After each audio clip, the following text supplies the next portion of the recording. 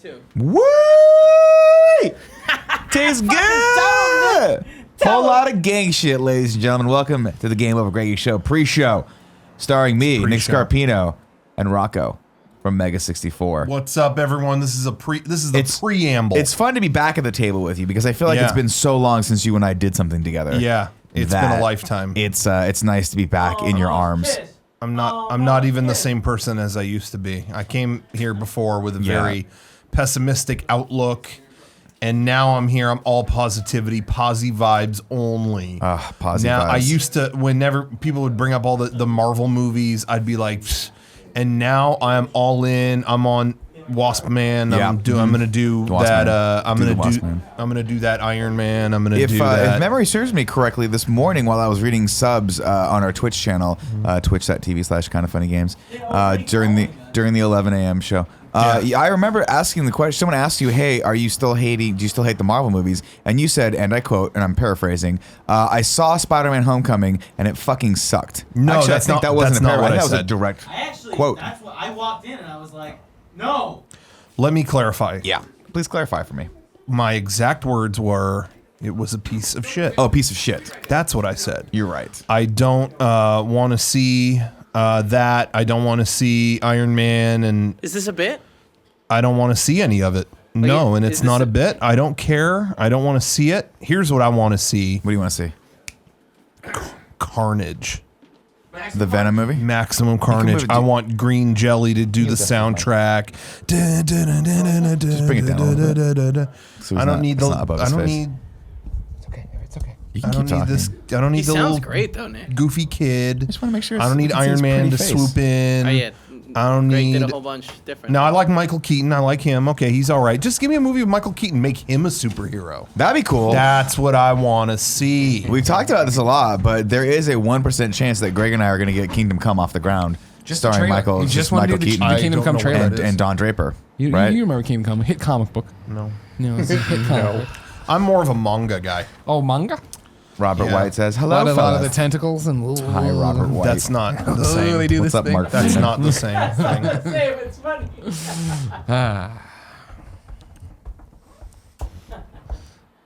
Soul Trapper says, "I'll fight anyone that says Homecoming sucked." So I have a battle scheduled with Soul Trapper. You hated it? You thought it sucked? Fuck it all. Oh my God, Rocco! No, don't no, be I'm like. I'm really not lying.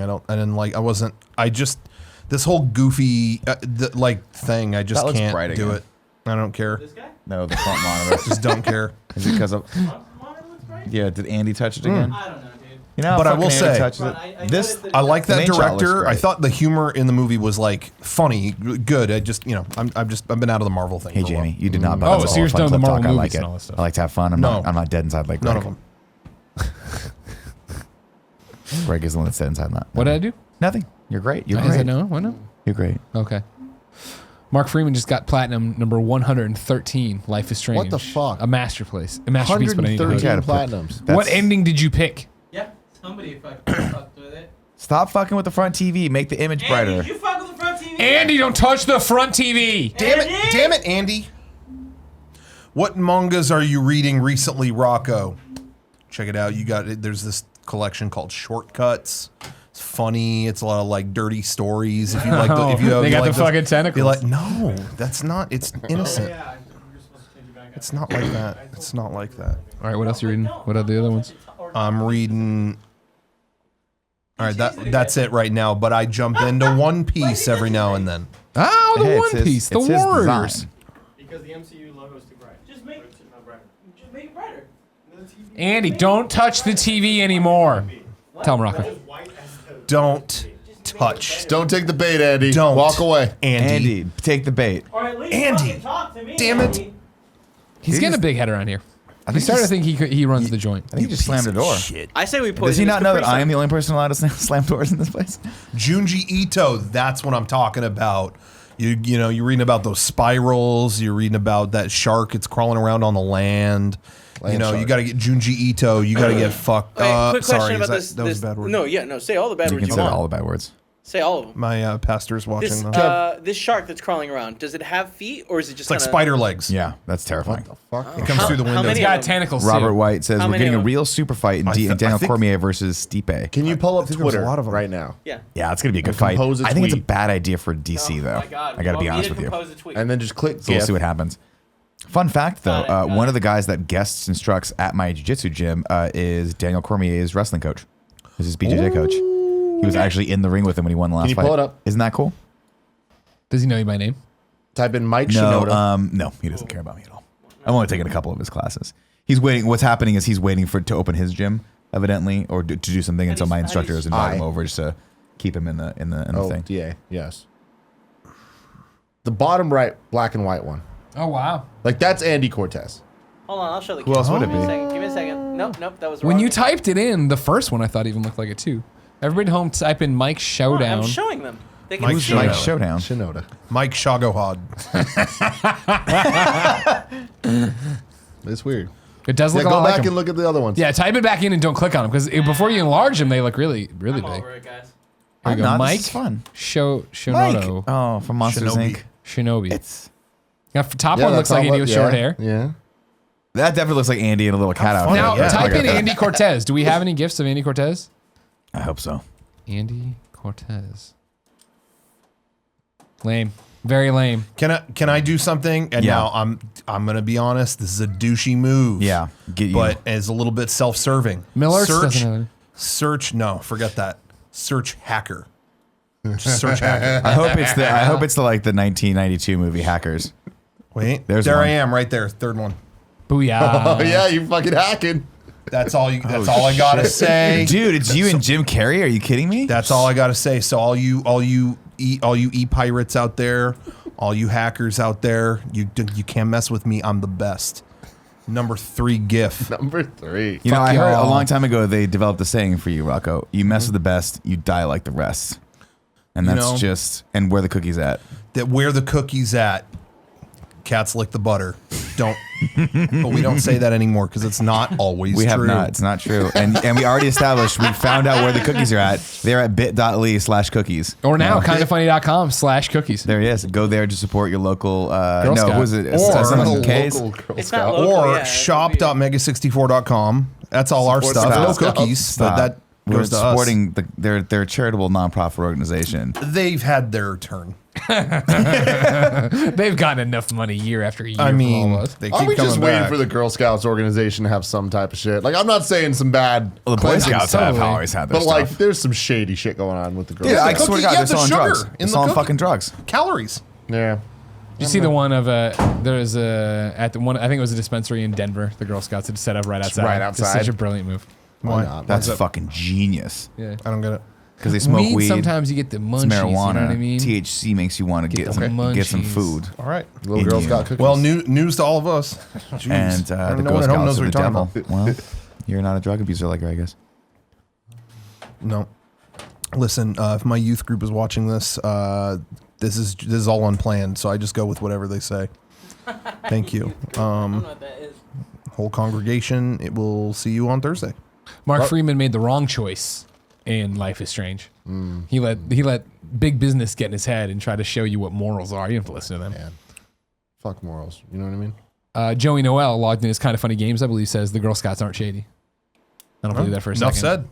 Here's what I don't like. I don't like that there's the Girl Scouts and there's also the Brownies.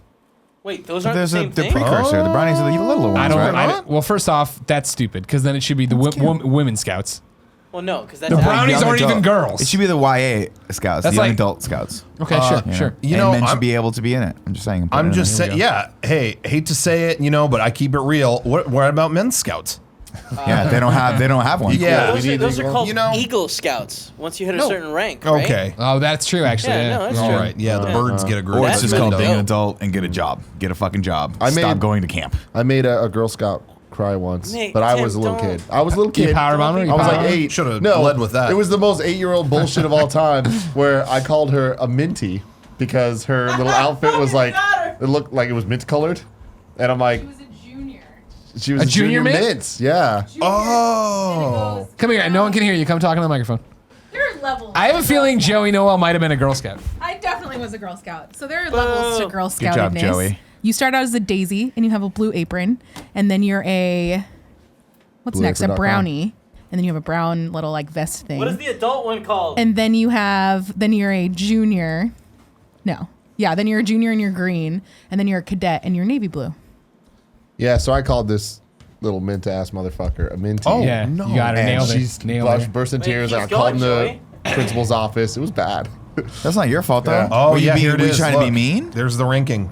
There's the power levels. Daisies, brownies, juniors, cadets, seniors, ambassadors. Oh, so they're all Girl Scouts.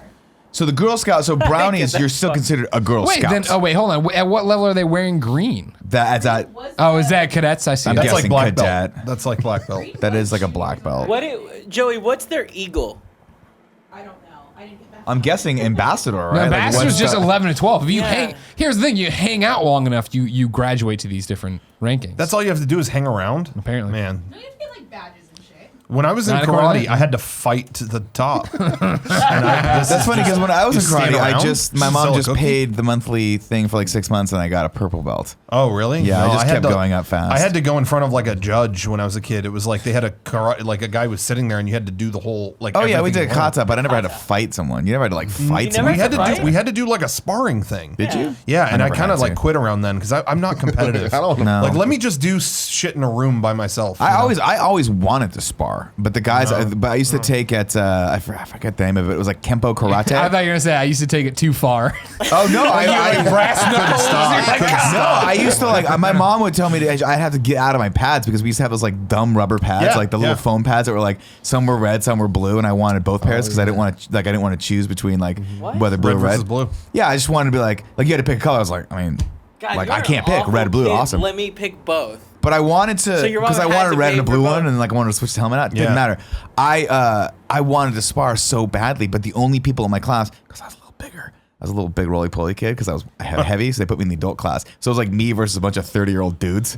And they and one guy kicked me in the face, and my sensei was like, "You can't spar anymore because that's technically child abuse." Whoa. Yeah, that'll get you. That's how they get you, all right. My I made up Yep. the child abuse part, but the rest of the story was true. He didn't actually say child abuse. I think I quit karate because there was one of those events again. Like everyone would, we would have events where someone at the end would get a trophy. Like who did the competitions. best.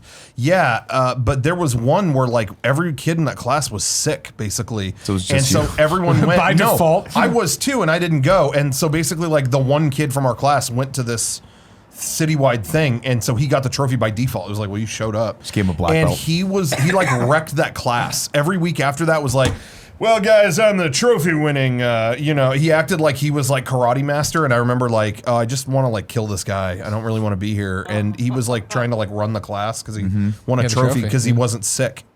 So I was like, nah. So I stopped at That green was the belt. end of that, yeah. I remember That I was the- wanted to get. Sorry, I know this pre-show is going long, but I'm Who really cares? enjoying this karate talk.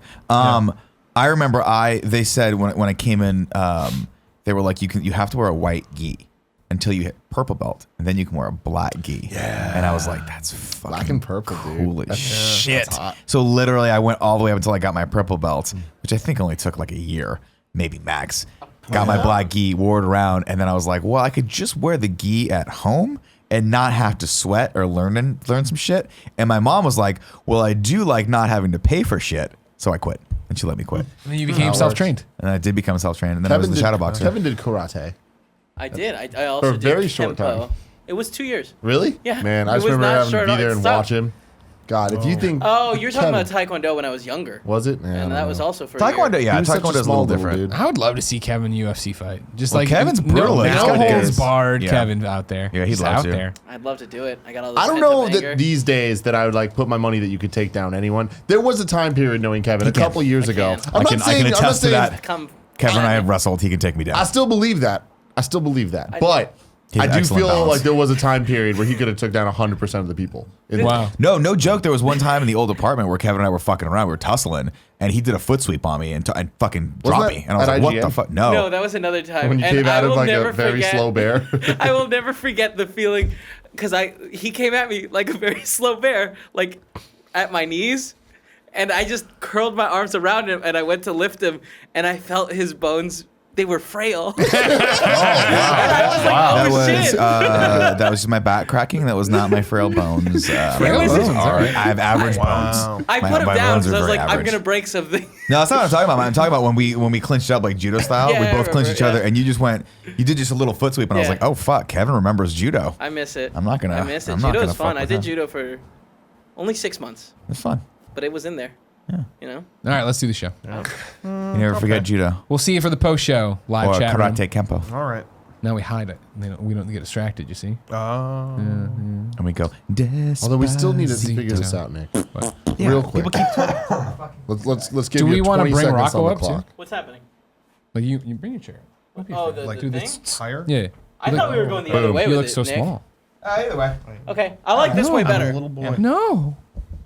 It's Is that good? Keystone's Is that left. better? That looks better. Yeah. That's what we got the tilting one, Tim. Tilt. Always get the tilting one. Kevin, tell you Don't not get to the one be that does afraid of this. this. That's Get useless. up You got to on get Yeah, to get this. nice and close Get to like it. that? Yeah. Okay. Do you want me to raise it a little bit? I feel like you're kind of Tim, I lowering. like I the just name brought that him I up. talk I to you about fucked it up technical probably. stuff. You do Okay. the same thing I do If to I'm you. like that, is that Where okay? you stop Yeah, listening sounds to When me. you talk to me about what? Technical stuff. Yeah? I'm like, we should get this. You're like, I'm not Tim, thinking. talk I'm a not little bit. talking Tim, to you. talk. What's up? Yeah. No, you're right, Nick. Yeah. Yeah. I feel it. Tim, tilt yours up a little bit. There's something Tilt it about up? and then also when you turn, inevitably Tilt you're the gonna thing. you tilt Bring it with the you. thing. You forget. Rocco, come hear you talk a little bit. 140 miles of sewage taped for television viewing. Thank you, Greg. Go Hey, ahead. it's Greg. Hi, Kevin. Sounds good. Sounds good. Nicholas. Whole lot of gang shit. Oh, cool, Nicholas, Greg you stuff. sound the best. If you know what I'm Wow. talking about. Go ahead. You can start whenever you want. Thank you very much, Kevin. I always appreciate that. Oh, actually, give me 1 second. I'm sorry. Did you look at Smart Sheets? Nope, did not in one the sec. least look at if we had Uh-oh. Are ads. you No. comfortable I'm with not a me professional anymore. occasionally Print it off for me. resting my hand on your upper thigh?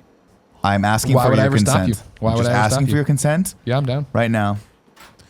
So just periodically for the next rest of our life, I will just now take that as a you're fine with cool me. with me. You guys, putting my you hand. make. I like Rocco looks really bored. I'm gonna be honest with you. No, I'm still studying everything you have Isn't here it so we can beautiful? copy it in I our new love it. studio. I am, Good. by the way, more than Nick happy Scarpino. to Yeah, hook just- you up with the person that made this, who's my brother.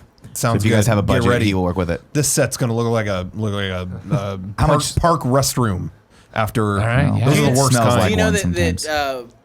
what, like 4 or 5 companies have called Matt Scarpino? Oh, he's made multiple and studios he's made because the of this, same yeah. set for them. Whoa, Yeah. all right. Similar sets. Guess They- what? they have The same one. different colors. IGN ripped us off. Ubisoft ripped us off. This is good. Just we're not gonna do backgrounds. It's gonna be just flashing white. Just see how many people can complain about epileptic yeah, seizures. just hey, see what happens. Sounds like a sound idea. No, but seriously, all seriousness, feel free to pick our brains on it because I'm happy to share any of the lights. I'm looking or at them. I'm looking at all the stuff we mics. have. I'm looking at everything. It's gonna be game over for Greggy. What? No. Did you look You at the can- Marky Mark video? yeah, you we need got the that. Marky The Marky Mark Mark workout. I workout. have it. I've seen it. That I've seen. All right, It's well, these don't lights act I'm like you're interested a in. fucking You've seen it high in and person. mighty You've seen it in person. over there. You fucking Yeah. asshole. Or you've seen it on the internet. Because No, there's I've a seen it. difference.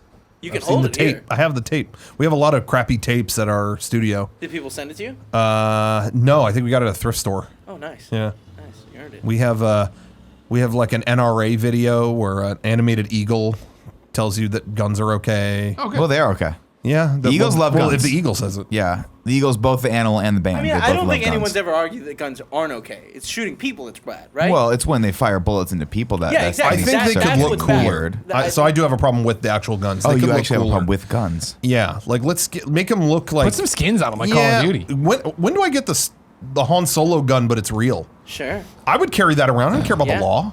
Yeah, like I don't know. It looks, but Do you want it to fire picture lasers me or like bullets? that. Bullets. Okay. Should I bring the Lasers chat aren't back real. up while we wait? This is my or- apologies. Huh? Do you want me to bring the chat back up while we wait? No, they're fine. It's more what? We're only 4 or 5, 10 We minutes. don't need. Listen, 30. the 20? chat during the morning 20 show minutes. got nasty. Yeah.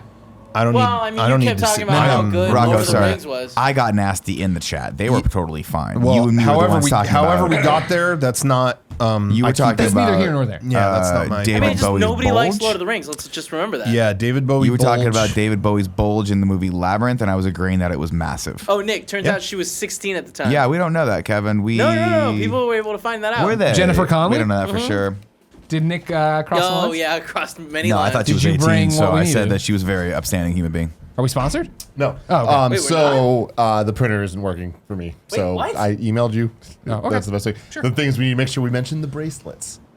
That's the Mention one the key thing. bracelet. Don't But forget. we Fucking did idiot, get mention a the package from Square Enix for Dissidia, Final Fantasy, whatever. It some also fucked up. came with some broke ass cup noodles. Listen to me right Cup now. noodles. This one has shit. it's cloud flavored. Okay. Cloud flavor. Warm up for battle.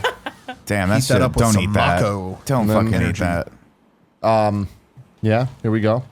Did That you know is that? that looks like the Warrior of Light Now- from now- FF1 or 2. I can't remember. Now, And then Tim, bam, there we got lightning. in This the one mid, looks best. Guys, packaged. quick question. Do you guys want me to buy sort of a couple noodles from Costco next No. time I go? No. Are you sure? no, 100% They have positive. udon. They're terrible for you. evil- They're just all sodium. Yeah, but like salt's good for you. Thanks for sending these. Yeah. Would you like a copy trying of to keep- Dissidia? PlayStation 4, yeah. Rocco? Yeah, I Thank would. you. You're welcome. Got it. Oh shit! I almost dropped it. Thank you, yo Squeenix. Thank you very much. Squeenix. Shout out, yo these guys. They nailed it. So, fun fact about cup noodle: it used to be Save called for the show. Cupo noodle. Yeah. They changed the name. I thought I was crazy when I saw cup noodle. I was like, have I just been calling it Cupo noodle all this time? No, it turns out they changed it. For what reason? We're picking up right now. This is now the show. Yes. Okay. Where did you? I tweeted when? this out. I saw something on the internet, and went it said viral a couple cup days ago. noodle. Yeah. And I was like, have I just been calling it Cupo noodle like my mom calls it Steinfeld Sure. the entire time? Sure. She refuses to not say Seinfeld with a T in it. My so it's grandma Steinfeld. called the movie Heavyweights Fat Gang, Yeah. so it could be a similar thing. Yeah, so I looked it up, of course, somewhere in the mid-90s they changed it from Mid-90s? they dropped the O, apparently. And it's now cup see, noodles. I feel duped because when I was in Japan, I went on the cup noodle factory tour, and I do not remember this information because I thought I was crazy when I found out it was cup noodle, not cupo noodle. I thought that the path of the naming scheme was that they were always cup noodle. Then when they brought them to America, they made it cup o noodle, kind of an Americanized name. Makes sense. And after a while, just dropped it. That's what I But thought. why would you like Kind of like what- Hot Shots Golf becoming everybody's golf. Yeah, again. that's Yeah. what I already thought. was. Mega Man That's- and Rock Band. Well, that's never changed back Resident over here. Evil and Biohazard. It's never changed back over here. These aren't the same thing. Resident Evil kind of did. It was a half step. Bison- Resident Evil 7, Biohazard. Bison and Vega and Balrog. yeah. There's the Trinity, the Holy Yeah, Trinity. the as they Holy call them. Trinity. Father, Son, Balrog. and Evil Ray.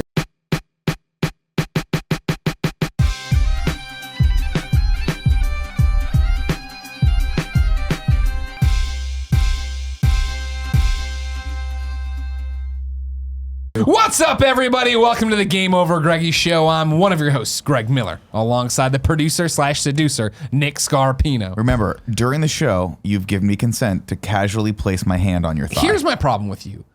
We do the pre-show. We put the pre-show content up on patreon.com/kindafunny where people can go watch it there, right? But you're just giving away the goods of what happened on the pre-show. Wouldn't it have been funnier, ladies and gentlemen, if you're at home watching this on Yeah. YouTube, you got your baby right there in the sink and you're rubbing its head.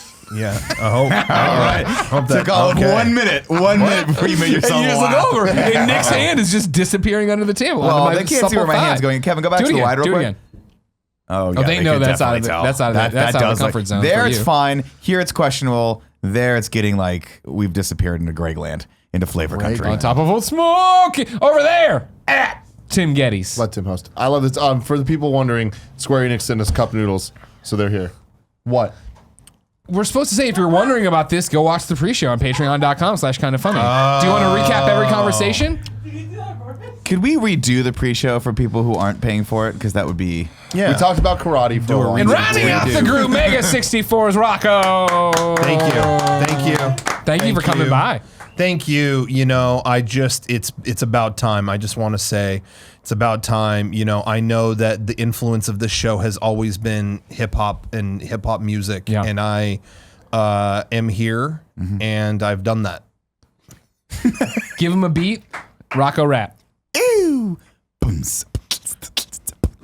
Greg and the boys. Yeah. Thank you. Boys. There you go. That's it. That's a hip hop show if I've ever heard of one, ladies and go. gentlemen. The That's the one. second round of That's the applause one. of the show. Oh no, there's a lot Ready? more. There's a lot No, more. yeah, you have to stay. Yeah, no, It's not Oh, why did somebody's actually got a hip hop show? Somebody's got to tell me how long this is. No, because if you didn't know, This is the Game Over Greggy show. Okay. Each and every week, 4, sometimes 5 best friends gather on this table, each bringing a random topic of discussion for your amusement. If you like that, head over to patreon.com/kindafunny, where you can get each and every episode early. How early, Nick? You could be watching it right now, and Greg could be telling us how bad of a job we're doing because we spoiled all the pre-show stuff. I'm just saying, you go in there, you pour yourself a big old tall glass of whiskey every day, and you go, the numbers. Oh, the numbers. I do. I really do. You're Your hair right. falls out. I'm It's telling you, this is falling how you out. get them. This is how you get the juice. Kids watch this How show. you They're get like, the juice. why is all this Why is Dissidia there stuff so on the many table? cup noodles? Yeah, exactly. I wonder what the origin. It of would be cup of hilarious noodles to start a is. show though with like a cataclysmic, like the studio's torn It's apart, on fire. everyone's Yeah. fucked up, we're all bloody. We make Yeah. no mention of it, and then we tell If people you they wanna have to go to the pre-show. Go to the pre-show. Because, of course, every Friday we post the show. Pre-show and all over on patreon.com/kindafunny as well. A big video. Then there's the MP3 version that I don't think has the pre-show or post-show. Doesn't matter. And then if you don't want to give us any money, it's no big deal. You can head over to youtube.com/kindafunny and podcast services around the globe the following Friday to get the show free. You know what? I'm going to say it is a big deal. Yeah. Yeah? I think you should give them money. Yeah. How about that? Patreon's a big deal. Keep it controversial. Sorry. I appreciate no, that. sorry, not sorry. Hey. You know what I mean? Hashtag sorry, Demi not Lovato. sorry. Demi L. Demi-L, Demi-L. blue belt. This show's going to be worth $1. If you think so, head over to Patreon. Yeah. Really? Blue belt Worth jiu-jitsu. $1. She's a blue belt Brazilian jiu-jitsu. Demi Lovato's a blue belt. Demi Lovato, blue belt Brazilian jiu-jitsu. She trains. Really? Here's my first question. I don't remember which one Demi Lovato is. And Baby, number- I'm sorry. Camp Rock? I'm not sorry. oh, That's what that song You weren't is. like a Camp Rock nut? no. She's awesome. Rock. You It weren't- is weird though. you I was weren't a having camp this head? conversation with Yusuf the other day, and he was like, "Wait, which one is she?" And I'm like, "It's No, hard." Kevin's showing me photos of her. I know what she looks like. I don't know her song. She's just not very She did ubiquitous. We're Like she Cool hasn't for the broken through to Summer. the Katy Perry. Well, wait, what was it? We're cool for the summer. Okay, I didn't remember. Take me to. Are you allowed to also do this, did- or do we get a? Do We won't get get a strike on that one. Oh, She also did "Let It Go" from the Disney. Let it hit go. movie Oh, Frozen. let it She- go. oh, Oh, that's sang- right. well, She she did did the the album I thought that would the real version. Eliza album Bazuva. Elizabeth. You're thinking of Adele Like the pop Dazeem. version. That's the one. Like the That's the one. My You're thinking of apologies. Idina Menzel, real Billboard. which hit. remember No, not the woman from Fast and the Furious. In the movie, Maria but the album. Menounos. The album was. Weird that she came out of nowhere for fucking Yeah, where was she in? Oh, Here's the what Royal I'll Rumble, say. Yeah.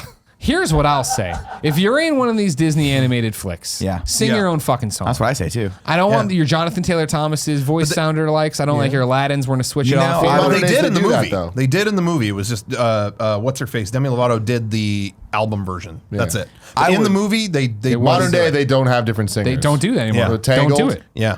We got what's her name? Mandy Moore. Thank you, thank you. Shouldn't have blacked on that. I will say the only time that I think it's didn't necessarily work though was when they go live action and Emma Watson has to sing. Ooh. Love Emma Watson. No. No, not a singer. Don't do that. Never saw it, Luke never Evans, saw it. on the other hand, if that Why was his did they real make voice, that is in a the great first singer. place? Just Luke go Evans, see the man. cartoon. That was my wife's assessment as well. She was like, we were 5 minutes and she's like, stop. I don't want to watch But this. it gave you more backstory on the windmill that no one really asked. Yeah, that's questions and the we about. want. past stuff, right? Like, wasn't there more about her mother? Is that what it is?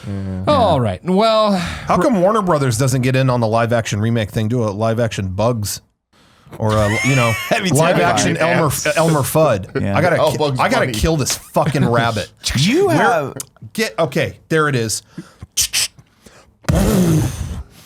I just killed that wabbit. Did you just say rabbit? This is how I talk. don't mock me. Yeah, you know what I mean. That's don't a mock me. Or script. you'll die The too. WB exec is watching. Yeah, You can take that one. Disney's That's cashing yours. in on that. Warner Brothers sitting there, fucking themselves off, pulling their man. pud.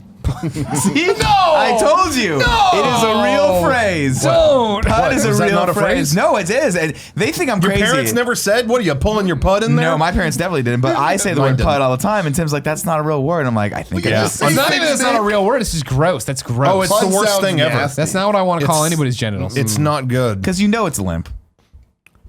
You know a pud is limp. Yeah. Oh yeah. And it's probably not going to Pud. get The any thing is, more than limp. Pud and Schmegma go real close together in my And, mind. and also, too, the word pud, not where I wanted this I episode just to hear go. sound effects. Yeah. Like you say, you're pulling your pud, I just hear, Yeah, like if you called it your fapper. you know what I mean? I don't know. Fapper sounds even worse. Sounds like a piece of skin that you're Fapper- playing with. Yeah, but I'm still a little bit removed. Fapper, it's, Fapper sounds like pud. flapper, like a flapper dancer from the 20s, and that's hot. I'll never forget the conversation Tim and I had Dun, when dun, the fappening dun, happened. dun. I was like, "What are you talking? What's FAP stand for?" And you just said Nick. And you just shook your head. oh no, that's and you not were like, a good, "It's the good sound that it question. makes when you Not a fap." good question. No, Yeah. don't ask about Rocco, this Don't ask. you comment on this show. It's the crossover people have been asking for. They've been wanting Oh, the they have Mega64. asked. This Okay. actually happened because of Twitter. Oh, yeah. Remember they tweeted saying you should come on the show, and we said yeah, and then we started talking, and then here you are. People do that about podcasts all the time. Have this guy on. Oh, this guy's been making stuff for 15 years. Wow, this is the best stuff I've ever watched. This is so entertaining. You're the only one that fell for it. The only one that took we're the always hook. around. We're always at the same events. That's true. Doing That is things. true. I remember the old days when I was I went to the first PAX East, I think it was, where I went there and I was walking by and I saw your booth and I was like, I know those guys from the Mega64 videos, and I was too intimidated to come say hi. Yeah. Yeah. Well, No, those now were here we I are. am. You The stay at my house? intimidation still remains.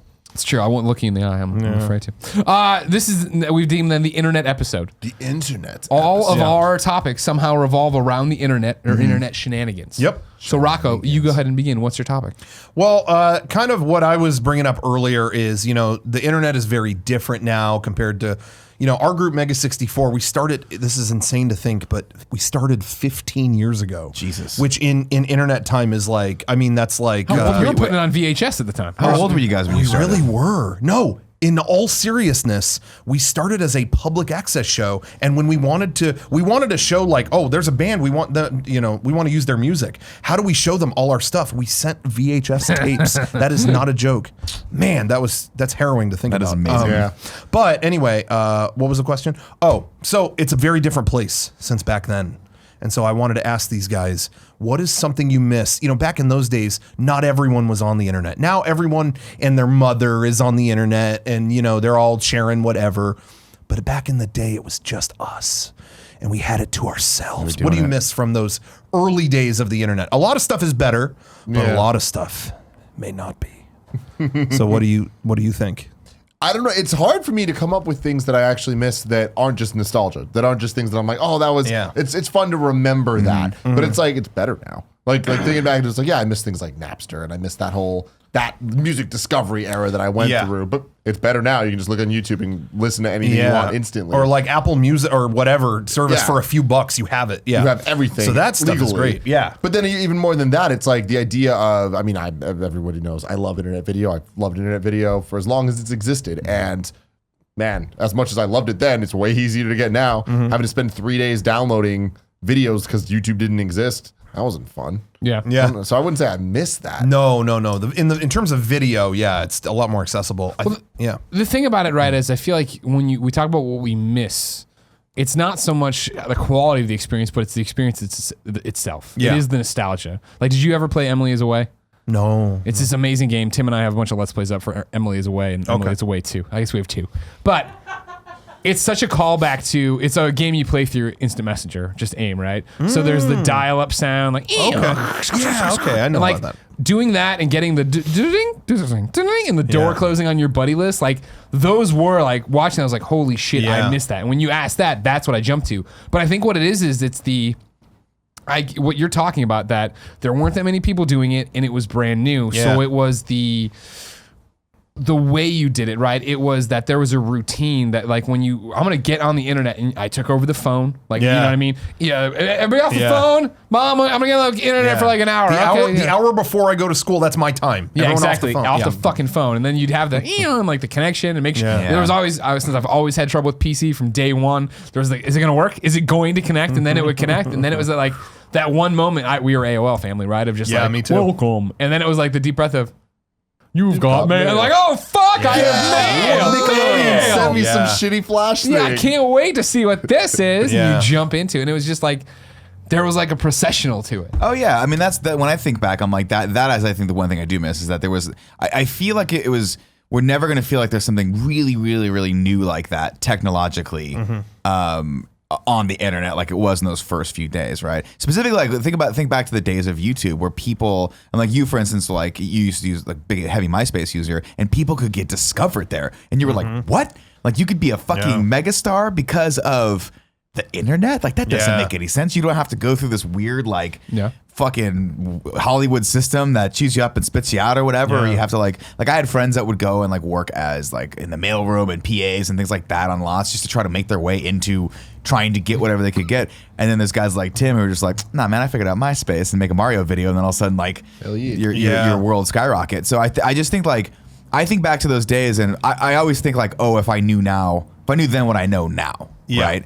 And I think it's so much more saturated now, and there's so many more cool new things happening all the time now that the general excitement level for me has been sort of dulled to like by 5%. Sure. And I just don't know if we'll ever get back to that because everything's become so ubiquitous now. Streaming is the internet, but it's not really the internet. It's like everything's kind of the same now, you know? Sure. Whereas there was that clear line back when I first started at IGN where like, you know, we were still back in when I started at IGN, I think they were still trying to prove, well, no, at that point, I think they'd cemented the fact that they were kind of like, hey, .com is better than magazine, but we were still having those problems with like print. Yeah. And it was still like, hey, how do we convince publishers that they should come to us when we can't literally give them, like everyone wanted the cover. Yeah. And a cover was a big deal. And I kept asking people, I'm like, why is a cover big? We have metrics. We can actually tell you how many fucking people saw like this image and this story. And they would be like, no, but PR people like to walk into their boss's office and go, boom, we got the cover of this magazine. And that was like, so I felt like that was like, I remember feeling like we were the underdogs in that. And then, you know, 5, 6, 7 years into my career at IGN, obviously like the internet just became pretty much what it is now. And it was hard. You were like, come on guys, like, come on.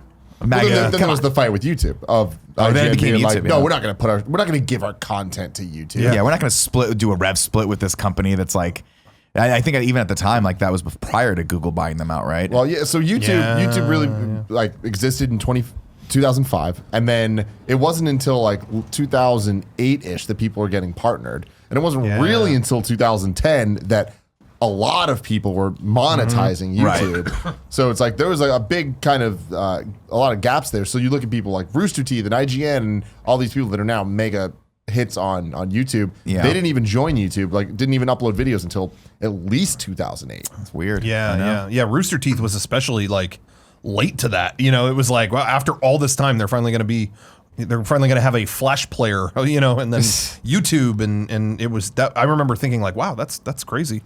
But, what do you miss? I think for me, most stuff in terms of convenience and all those things is better.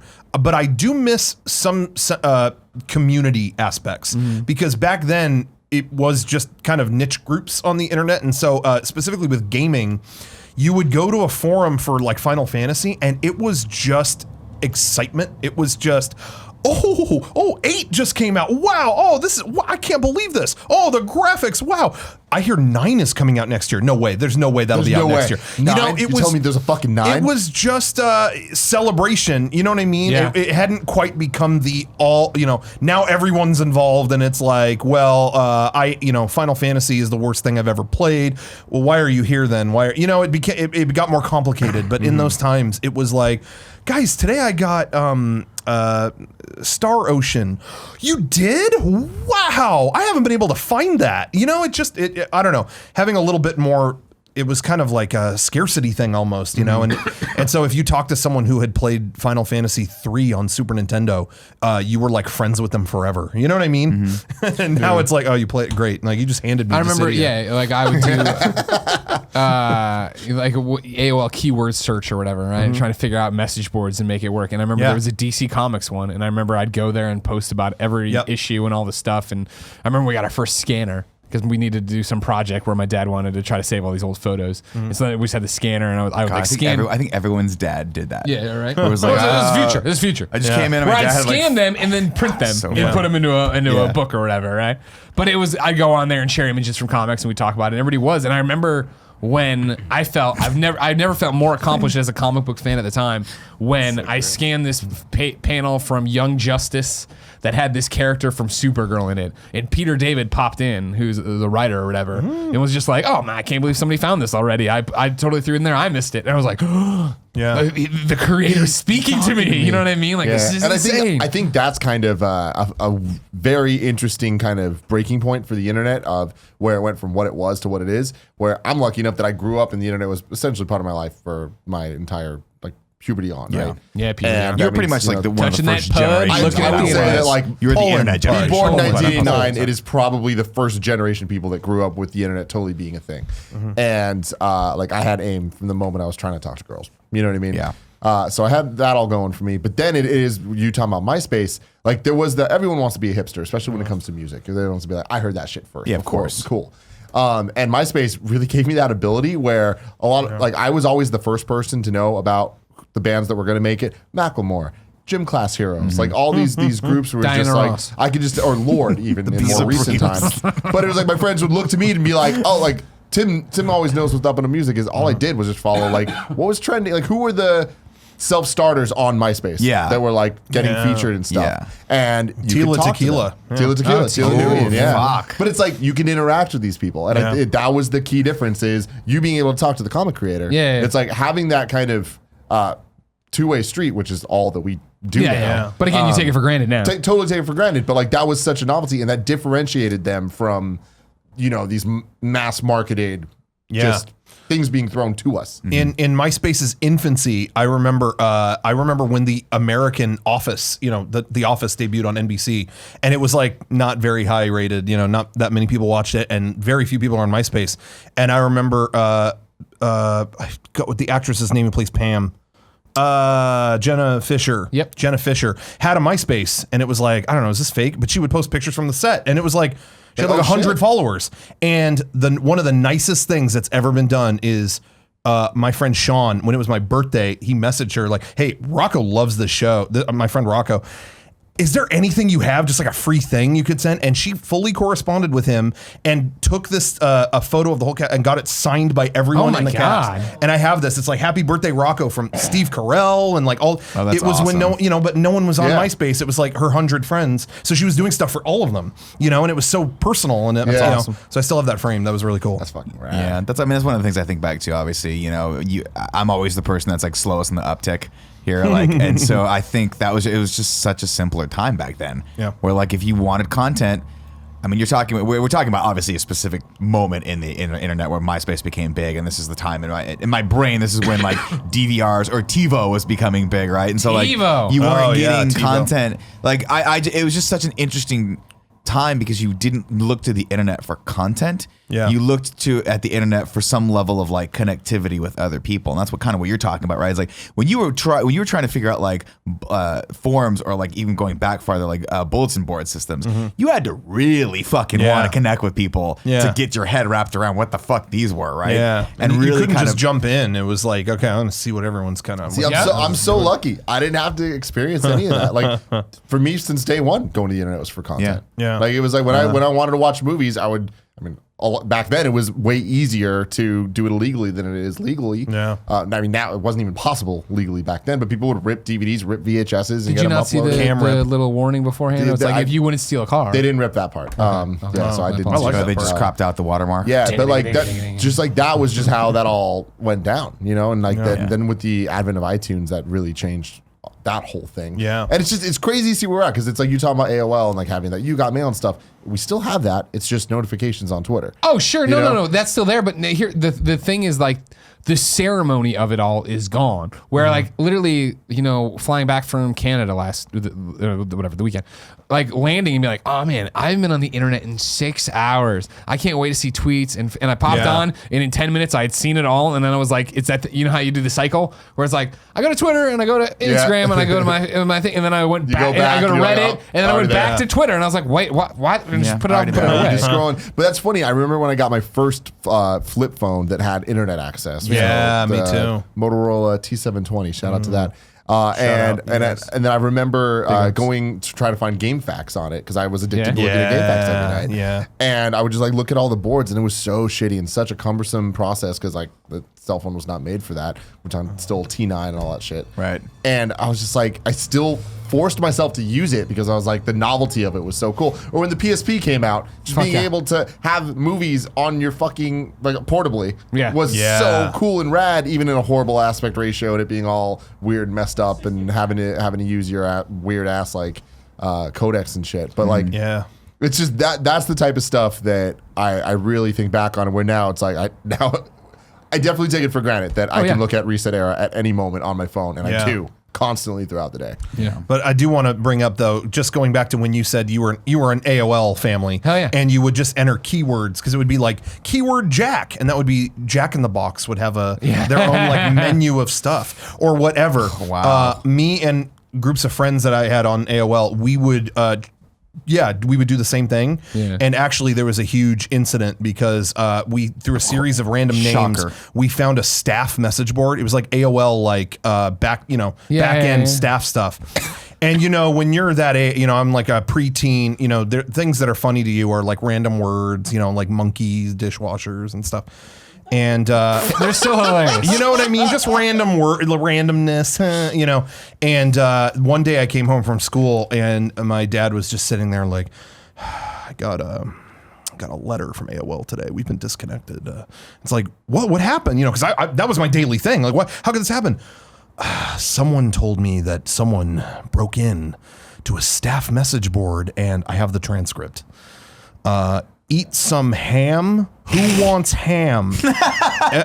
We just, so for some reason I posted about ham, and they were like, someone's been writing about ham in the staff message boards, and we think it's your son.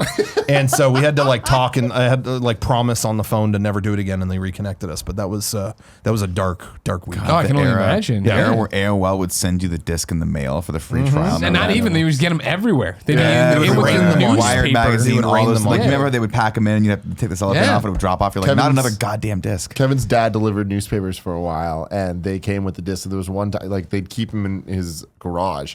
And there was one time me and my brother came over, and Kevin had thousands of these fucking AOL discs. So, of course, we opened them all up and started using them as fucking Ninja Stars. Of course. But, God. I think there was a point where my Those mom discs. was like, how do we use these free trials to never pay Forever. for it? Yeah. And I think we tried to do that. But I distinctly, and maybe I'm mixing a bunch of different experiences, but I remember like when we first installed our modem into this PC that we had, and you heard that like the beep. Oh, something's wrong. Get away from me. Yeah, and then just being like it was a weird experience that you're, at the time I wish I was a visionary. I wish, looking back, like, oh man, this is gonna be the fucking thing. Like, how do I take advantage of this? But I was just a kid, and so the first thing I thought of was like, how can I use this for sexual gratification? Of course. Absolutely. How is this going to happen? I mean, in the same way that we looked up, like, you just put up random words and shit, and the keywords. One of my friends was Danny, so you always search for yourself, see what the fuck happens. My friend Danny, we went to Danny.com just to see what's up. See what's there. Danny.com. Oh, man. There was a lot of dirty things on that site. And that changed things for us. I've told the story a million times. I'm going to tell it one more. Yeah. Never fucking forget. It was Kazaa. I was downloading the first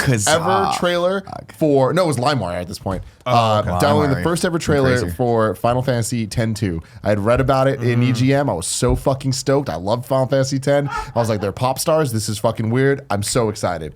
Download it. Took about 4 days to download. I opened that shit. It was not the Final Fantasy X-2 trailer. It was a Final Fantasy X Japanese porn parody thing with all the mosaic stuff. And man, Riku and Tidus, that shit ain't canon. But that changed me.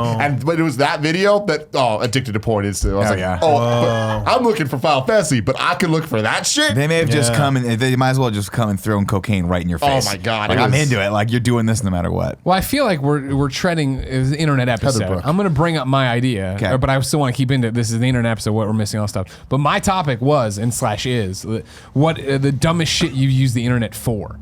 And so, like, when you bring this up and everything we're talking about reminds me of me and two other, we must have been like 12, maybe, no, we were like 12, but like some preteen young boys who were, home on an afternoon and like got on AOL and went into the chat rooms. Yeah, the dark chat rooms, right? Dark chat rooms. And I remember whatever, it was some sex chat room or whatever. We went in there, and it was all these people talking about fucking, and we have no idea what they're talking about and all this different stuff. And we were pretending to be older, of course. We were pretending to be one man. Flashed all the different places, and it's a bunch of 13-year-olds. It's the exact fucking same thing, right?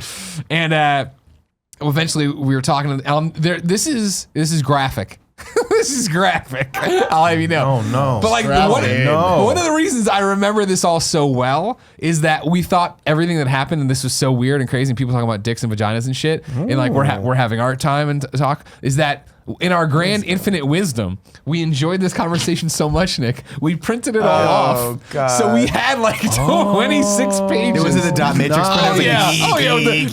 Exactly. And like we got the paper, and then you had to tear the scribbies off the side or whatever. Terrible. But I remember when we got in there, it was the first time we'd ever done this. We jumped in there, we're like, what is this room going to be about? They're talking about sex. And some guy announced in all caps, North Carolina Pussy Patrol, spread them. And we were like, what does that mean? I don't know what a pussy is. What? Anyways, blah, blah, and like he's just going on. And like, eventually we started some conversation with somebody else in there claiming to be our girlfriend with her boyfriend or whatever. And so then we went into a private chat room with them because you could do that at the time, you know what I mean? Yeah. And we're having this back and forth conversation with it. And I'll never forget this as long as I live, where she's like, well, I'm sitting naked in my boyfriend's lap right now talking, and we're all like, boo, like freaking out. And she's like, how big is your dick?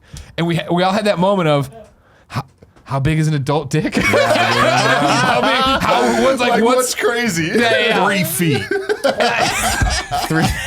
I mean, I don't know. No, what I did growing up, we like it was like you're saying they must have also been 13-year-old boys or whatever, because there was just like this awkward pause of us doing it, and like my one friend's like, wait, what about, and I'm like, I got it, and I just went, it's so long it requires a meter stick to set that up, right? And we were like, yeah, nailed him. And right as we like that, and so like we're just going back, and then finally like you chat with this person long enough, and then we're just like, ha, joke's on you, we're just a bunch of kids, and she's like, oh, fuck you, and I was like, what the hell are we doing? Yeah, and this is not the dumbest by any means. Oh, God, no. But That was just a shared experience, because the printing it out, that is one of the dumb things. Why do people prove this stuff? I'm guilty of it for sure. So many of my friends printed so many things they shouldn't have fucking. I still have so many things like in drawers that I should not have. Yeah. But I remember this one kid, I'm not going to say his name, but him and his girlfriend at the time, like whatever the fuck that means in 7th grade, were saying horrible things. At least they didn't know what they were saying, but they were saying things to each other, and they printed it out, and via some sitcom mishap, the teacher ended up finding it. Wow. And shit got so bad, because it went from like, oh, this is embarrassing, to, oh shit, the police are involved. Yeah. So quick. And then he didn't get expelled, but like, what were they saying? They got just ballpark it. Just fucking and shit. A lot of fucking and shit. But yeah, they were shits like and 12 pussy years wussies. old. Yeah, a lot of that type of stuff. I'm gonna put it. And they had everywhere. there was like school restraining orders where they like got took out of all this. They had to be put in different classes and all this shit. And I'm like, man, shit got really real. Yeah, I remember in high school, one of my friends had left the school, and then through a roundabout way, he had a friend at that new school who was dating a girl we still went to school with, and she had like a super explicit chat, and it was the first time any of us had heard or known of like one of our peers. Like, you know what I mean? Like being like actually having a real chat. Yeah, like actually having a sex drive or whatever, you know what I mean? Yeah, and sure enough, it was just like, he's telling this story, like, holy fuck. And he's like, yeah. And then just through AIM, the entire fucking thing. And you're like, dude, Jesus, I should not be reading this. This is not where this should be. Yeah, but it's so fun. Like, honestly, I was an innocent kid. I really didn't like look up a lot of bad shit, but I have not thought about it until now.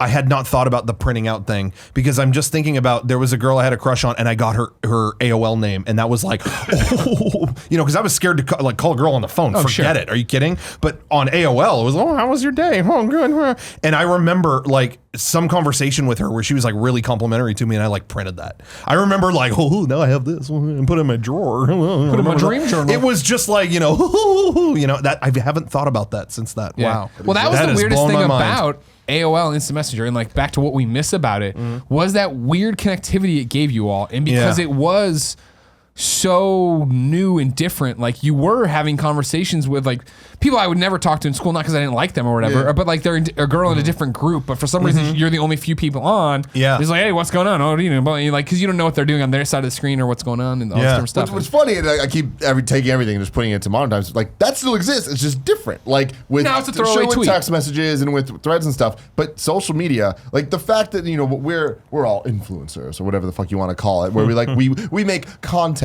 But all my friends, if you look at their Instagram, it's the same shit we do. Here's some food I'm eating. Here's what I'm doing today. Like everyone is sharing these weird things, and even people you wouldn't talk to all the time. And it's the same thing, I guess. I look at what I know what they're doing because I see it happening. But like a great example is today, you wanted me to help us connect with one of our influencer friends to somebody at PlayStation, and I was like, all right, cool.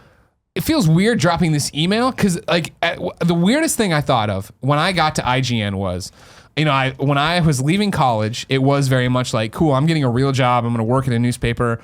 People in college, Facebook got to Mizzou either end of my sophomore year, beginning of my junior year, somewhere in there. And I was like, that's a kid's thing. I'm too old for it. I'm not going to sign up for it. I'm leaving soon. Maybe it was even senior year. It doesn't matter. But I was using Instant Messenger throughout college as well, and then shut it down, went to work, and never thought about it. And when I got to IGN, it was like, oh no, we all use AIM, and so does the entire industry. Yeah. And so like the email I fired off today in 2008 would have been a 2-second AIM conversation of like, hey, there's this guy who wants to work with you guys. Oh, okay, what's his email? Here it is. All right, cool, see you later. But it seems so official now, and I know how in emails we get, right? I feel like buried because you look at your inbox and it's so much. And you're like, oh, fuck this. They even have a little one, whereas AIM was always this easy, like little dun-dun-dun. And I was like, I'm not going to Facebook message this PR person. I'm not going to DM them. That's weird. Yeah. I used AIM until the day they shut it down. Wow. I had it signed in 2 weeks ago? on my December 15th. Oh my God. I have Never forget. There's enough artists that we work with that just continue. It's like, I had this little tiny client on my Mac, and it's just, here's this. Okay, great. Yeah, and it was just super easy to use that. I still used it till the end, and every time it was ever brought up in conversation, there's always, oh, remember AIM? Who uses that? And I was always the guy in the back of the room, just like, still, I'm talking to my artist right now. That's so funny. I'll never forget some of the things that stick out in my mind so much. For dumb as shit? Dumb as shit are the times when I just didn't realize the stupidity of how technology can works, right? So we're AIM, right? I mean, you're just not thinking about when you don't know, when you don't have a grasp of technology, you're just going to do stupid shit with it, and it's going to come back to have ramifications. And I think I've told the story before on the podcast, but I'll tell it again. My buddy, when I first started working at IGN, there was only 4 or 5 of us on the team. It was me, Brennan, Eric, Craig, and Fran, and that was pretty much it. And so Fran had tasked Brennan with doing when Fox Interactive Media bought out IGN, or Fox bought out IGN and formed Fox Interactive Media, and so Brennan had to give these higher ups at Fox a walkthrough of the back end content management system, and show them how to. You remember that incredibly convoluted? I don't know if you remember Nib, but we had this Nib. network in a box. System that was made, I believe, by the engineers at either GameSpy or IGN at the time, and it was just a nightmare to try to syndicate any content. Remember, this is when all the channels you had to you had to upload a video to Xbox and then syndicate it over. It was cross-platform to PlayStation and click all these boxes, and then somebody would get lost. You had to go over to engineering and ask them to find it and fucking re-upload it or whatever. It was terrible. Use Sorensen Squeeze to crush some shitty ass trailer nobody cared about. But I'll never forget, Brennan and I had become fast friends, and we were just joking around like stupid idiots do at work. And we were talking about, we were just saying stupid shit to each other. And for whatever reason, I remember the movie called French Kiss with Meg Ryan and Kevin Kline. And there's a part where she's talking about, she's making fun of French people. And she goes, oh, you French people are always the same, making fun of Americans. Oh, Americans, you people make my asshole twitch, right? And we thought that was funny. So I don't know why I thought it was a funny idea, why that popped into my head. As Brennan's giving this, he's on the phone with these network executives, or not network executives, Fox executives, giving them a tour and they're screen sharing. But I didn't know you could screen share. I didn't really realize that wasn't the thing that I knew that worked. And I just thought, hey, if I aim him something funny right now, he'll laugh and they won't know what he's laughing about. So I typed, you people make my asshole twitch, and I hit enter. Oh no. And I heard, I'm listening to his conversation. Yes, no, you gotta say, anyway, and then I hear on the phone them go, whoa, what's going on there? And Brennan's like, what the fuck, dude? And I'm like, meanwhile, Craig's laughing his ass off the entire time. That is so, that shit is so weird, that taking over other people's computers and stuff. To this day, I don't understand it. Do you guys, if you guys were hey, take over a computer. Oh yeah, take over a computer or just screen share or whatever the fuck it is. Screen share is easy. Screen share is just. So here's Kevin is Mr. fucking hacker man. I don't know your hacking skills. You better watch out. Go to the pre-show, patreon.com/kindoffunny. I'm controlling your PC right now. One of my favorite moments of things that have ever happened to me in my life was, and this is like a fucking movie moment. Me and Gio were here. It was during a break, maybe last year. We had 2 weeks off, and I walk in here, and we had to pick something up, and I was standing near where my old desk was, and I look over, I see movement in Kevin's closet. We were the only people there, and I look over at Kevin's computer, and I see the mouse start to move, and I'm like, oh, no. Gia, I think Kevin's trying to talk to me. And she's like, you're fucking crazy. And I was like, no. Kevin's at home. He saw the security thing go on, so he knows someone's in here, and he's trying to communicate to me via his computer. And she's like, you're fucking, no, there's no way. And I saw him go down to the start and to try to turn on the webcam. And I'm like, he fucking turns it on, and I'm like look, and I start waving at him, and he texts me, I see. And I'm like, what the fuck? That's creepy, Kevin. That's creepy. No, it's not. Someone came in at a very odd hour. It was awesome. It was super weird, and every once in a while, I like to see what's happening. That's good. Smart. Plus, he didn't know where the other webcams are.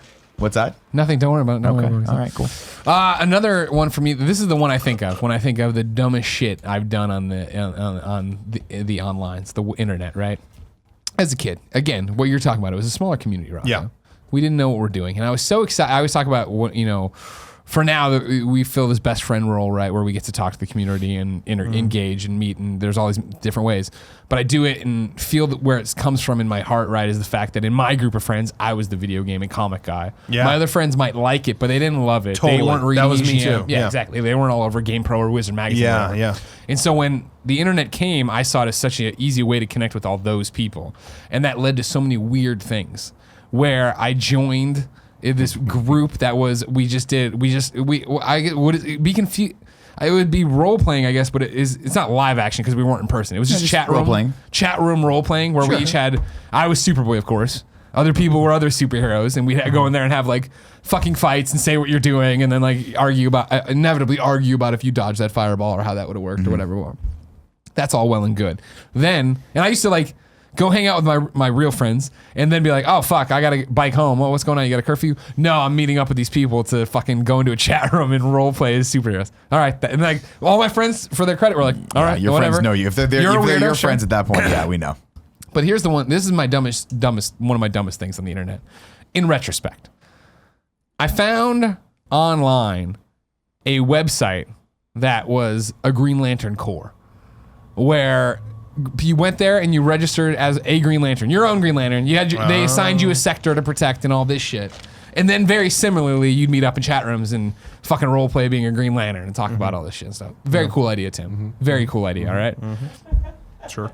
I forget at what point I I decided to spice it up and decided I made a different account and came in and announced that I was Parallax, right? I was like Hal Jordan. I've gone crazy. I'm going to kill all the Green Lanterns here. I'm going to bring this thing to its knees. Blah, blah, blah, blah, blah, all this different shit. And then like logged out. And then I came back after a while. And that went on a while, obviously. Came back as myself or whatever. I'm like, oh, everybody's freaking out. What's going on? Blah, blah. And like, oh, this is happening. And then one guy in the chat room that I don't know anything about, but just says, yeah, when he was in here, I went into his computer's back end. And let's just say, in this another line I'll never forget, let's just say, in 24 hours, he's going to need a drum to send messages. And I like burst into tears because it's my parents' computer. Oh, no. I don't know what the fuck I'm doing. Like, did he really do something to my fucking thing? Yeah. And like, it was full-blown panic of me then like leaving, and it's like 2 a.m, leave that fucking chat room. I'm going into root files and I don't know what the fuck I'm doing. Yeah. What am I even looking for? I'm running Norton Your Windows antiviruses. 95's not going to handle this. I know, right? No. For some reason, I get it in my head that it would be helpful if I kind of take the computer apart. So like on our compact. On our compact, whatever, Presario, I rip off the front casing. I don't know what I'm looking for. Well, now they can't get you. The front of the case files is gone. are in the computer. No one wants that. It's so simple. And I'm like, There's no front to this beige box.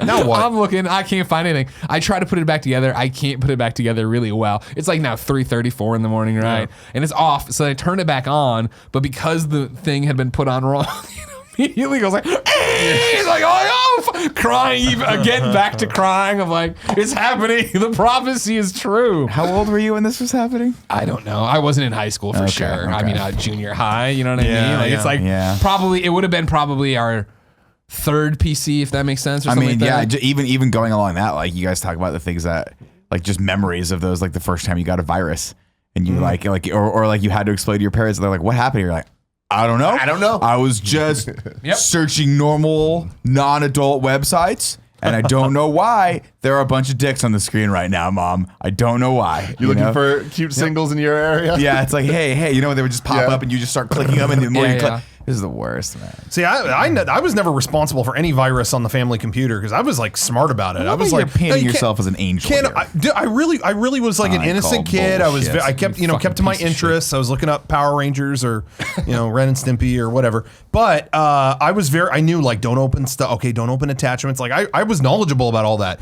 It was my parents that were Yeah, like, yeah, I I'm the heard you same could get shit. Photoshop for free. Yeah, my Hey, look, I mom's- just opened this. Your computer's broken. Rocco, what? Fix it. I want an iPod. I don't know. I don't know what an iPod is. Yeah. But we went. won one. Yeah. She still And there was does. that thing Yeah, once, I where don't- my mom came out and she was like super fired up, and she's like, "Well, I just got an email about what," and it wasn't porn, but it was like some clearly spammy, junky, something you've been compromised. And I'm like, she's like, "You must have done it." I'm like, Mom, if that was true, it would have been sent to me. It wouldn't be sent to you. It would be, you know what I mean? Yeah. You've done something. You've clicked on something. Oh man, people. I mean, it was funny is we talk about that like it's nostalgia, but that shit still happens. Oh, dude. We were in an Uber car the Oh, my drive the other God. day. We were riding over to Funhouse to hang out with them for after So keep their in mind, show. 50-minute Uber ride. Like this was not a quick. This is LA. not. It's This LA, is not of quick. course. We Yeah. get in from moment 1 to moment 50. This woman Right. talks to us. This woman talks to Moment us 1 to about a moment phone 50. call she just received, saying that she owed money to the IRS and that they were going to come and arrest her. And she was we get like those calls all the time. freaking out. Now, granted, she was maybe like, she was a college student or working at the college. Something. She was very young, 20, 21. And so she was freaking out.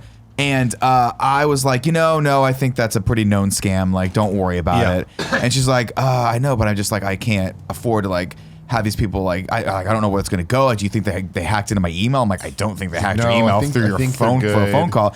And then I stupidly, I was like trying to calm it down. I was like, you can just call your accountant and he'll tell you whether or not you owe money to the IRS. Like, oh no, I mean, whoever prepares your taxes, like you can just, they'll figure it out for you. Like they'll contact the IRS. And I'm like, I know for a fact that the IRS doesn't call you. Like they're not in the They habit need of to doing ask that. you your name. And she was like, well, they wanted my social security number, but I didn't give them that. Do you think they could get it? And I'm like, not if you didn't say, if the words didn't come out of your mouth. I don't think they can read your mind. But she was so fucking persistent about it. It ended up being a 50 minutes, 50-minute conversation. Me and Tim and Andy just shut down in the back. And you I was just like, kept talking. I'm like, Nick, what are you doing? I didn't know. I was like, I don't think, I'm pretty sure if you just hung up on them, they didn't get any of your personal information. She's like, well, how can you tell? I'm like, I don't know. And she kind of got abrasive with me. And I'm like, I didn't call you. Yeah. I'm not going We got to quiet Don't get for a mad at while. me. Yeah. We got off topic, started talking about a bunch of other stuff. We had our own conversation, Yeah. not including her. And then way later, like 10 minutes later, she's like, yeah, but seriously, like, is there any way? And it's like, whoa, it's okay. And I get it. I You've understand. been there, yeah. We've You been just want to there. be like told everything's gonna be all right it's by gonna be someone who fine. acts like they know what's going on. And if you ever see those calls through, they just want gift cards. It always turns into, well, you can pay off this taxes you owe and everything will be fine. Just go to a store and put $600 on a gift card and just read us the number. Yeah. That's how they always go. Really? Yeah. And I wish it was that easy, you know? Yeah. Yeah, I got a $600 huge bucks. GameStop gift card. Yeah, here it is. Let me give me Right, all my I'm out. credit. I'll resend the Game Informers to Yeah, you. boom, Yeah. no more taxes. Yeah, Power up. Done. Power to the players. Man, the dumbest thing, I mean, I can't say it's the dumbest thing. The amount of dumb things I've done on the internet. Sure, Fucking countless. A very dumb thing I did, and is especially dumb in retrospect.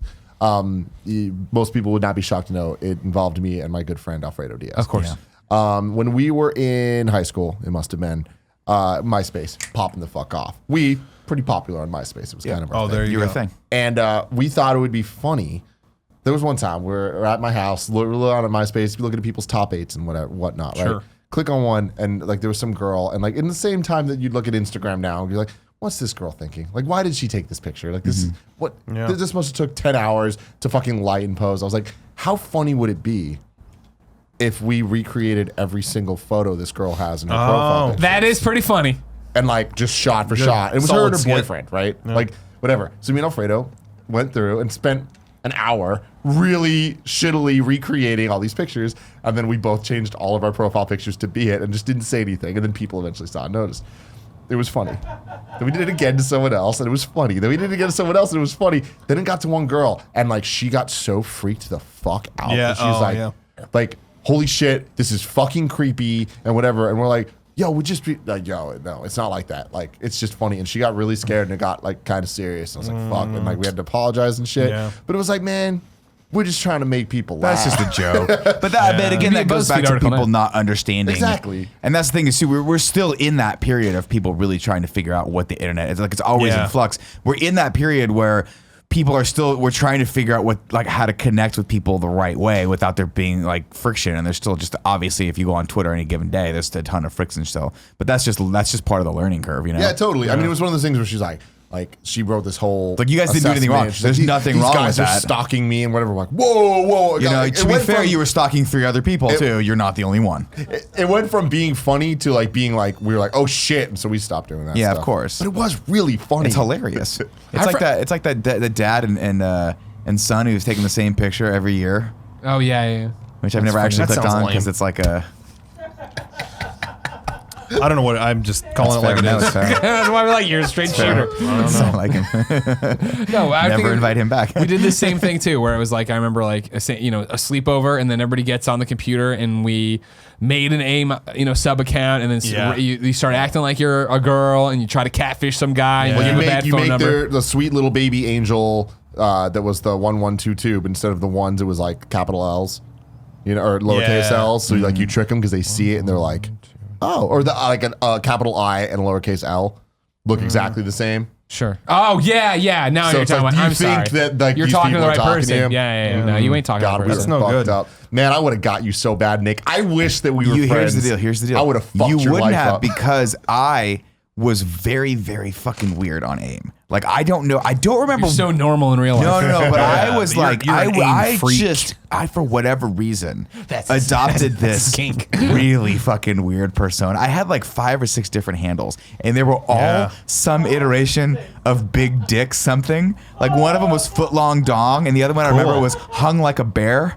And I don't know why I had those. And I would just go and fuck with people and then get out. Yeah. Just get out. And I don't know why I thought that was so fun, but it was like empowering. You just jump in and people were like, hung like a bear for real. I was like, wouldn't you like to know? Close down, AIM. Fuck you. Like, you don't know. It was weird. down, AIM, burn the computer. I don't know, man. I just Well, had there was one monitor. name that you had, an AIM name that you used that like fucking made me laugh so hard. I had some weird ass and it ones. was dick related. Yeah, they were all dick related. They were all some iteration of big dick something or other. Oh, Nick. Yeah, it was.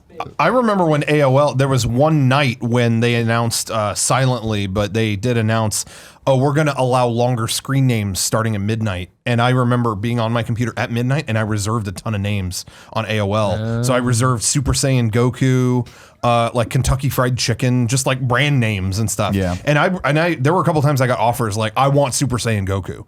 Like, I want that. It's no letters, number, or, well, obviously there's letters, but, you know, no, you know what I mean? But it wasn't no Super Saiyan weird- Goku yeah. 010145. Exactly. Yeah. And I remember there were It dudes was like, legit. I'll PayPal you $50, give me Super Saiyan Goku. And I think I got a couple of those. So Nice. $50 back then. When oh man, that was like $1 million. Yeah, you could live like a king. You I could live did. like I bought all kinds of Parappa stuff. Nick, what's your topic? Going along the internet theme, I just wanted to reminisce a little bit about some of your guys' favorite projects throughout the years that you've done on the internet. As you know, I've done most of my live action and production work, specifically with groups like IGN and with us. So I just wanted to open up to you guys. What is like your favorite thing you've ever been a part of in the last, since the dawn of the internet? Sure. Can I interject? Yeah, of And it course. has nothing to do with your topic. I Sure. just got a notification that my pogs have been delivered. Great. And you can verify that visually yourself. That the Pog pogs. No one- Slammer game. No one Okay. doubted you. Yeah, what kind of pogs did you get? We're here? giving them out. The people who Kevin, get him, Kevin. the people who we buy our have pogs? merchandise, we just give them pogs. Do they need to be anything in particular pogs? No, we do, no. I Could mean, they be Mortal Kombat? What if I had a few bots? hundred Oh. Mortal Kombat pogs? are you being serious? Yeah, there you go. There you Get go. over here.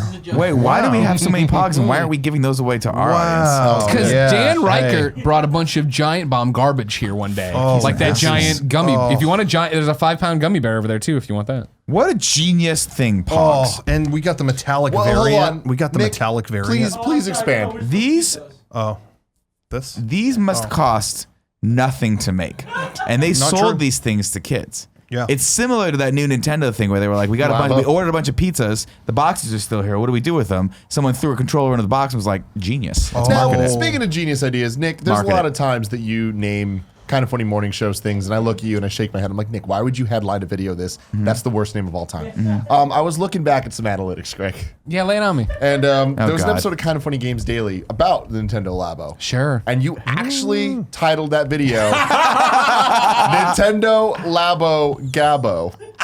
Oh, no. We were gabbing about No. Labo. Oh, Gabbo God. Labo. It rolled off. What were the numbers though? It was pretty good. I was going to say, nobody cared about the last word, Nintendo Labo. I appreciated that Nick has been shamed by us for bad headlines and bad thumbnails for so long that today, rather than share whatever he titled it or made a thumbnail for, he just hit it and sent it straight to Kevin. Oh, did I? Because he didn't want any of us to fucking... You don't want the shame. Oh, I didn't mean to. Because last time when Jeff Ramsey was on the show, you buried it. You didn't even fucking mention it or show him. I forgot to put his name in it, but I put Rocco's name in the title tag. Did you say Rocco, Blocco? Yeah. Put a sacco in my mouth, though. Good one. No, I did not do that. I did not do any of that. All right. So anyway, Pogs. Okay, get to your topic, please. Oh, just what are some of your favorite topics? I said my topic already, and then you interrupted me to talk about Pogs. Well, that was breaking news. But he then can't control the news. No, I just want everyone to know that as far as your revisionist history is concerned. I've already fucking said what I have to say. Okay, well, now I'm here. I think my favorite thing that I've ever been a part of was probably be just because of the meaning in my life or whatever. This sounds a lot heavier than it's going to be, but or whatever. No, but getting to do the Nintendo like E3 video presentation that they did. We did it.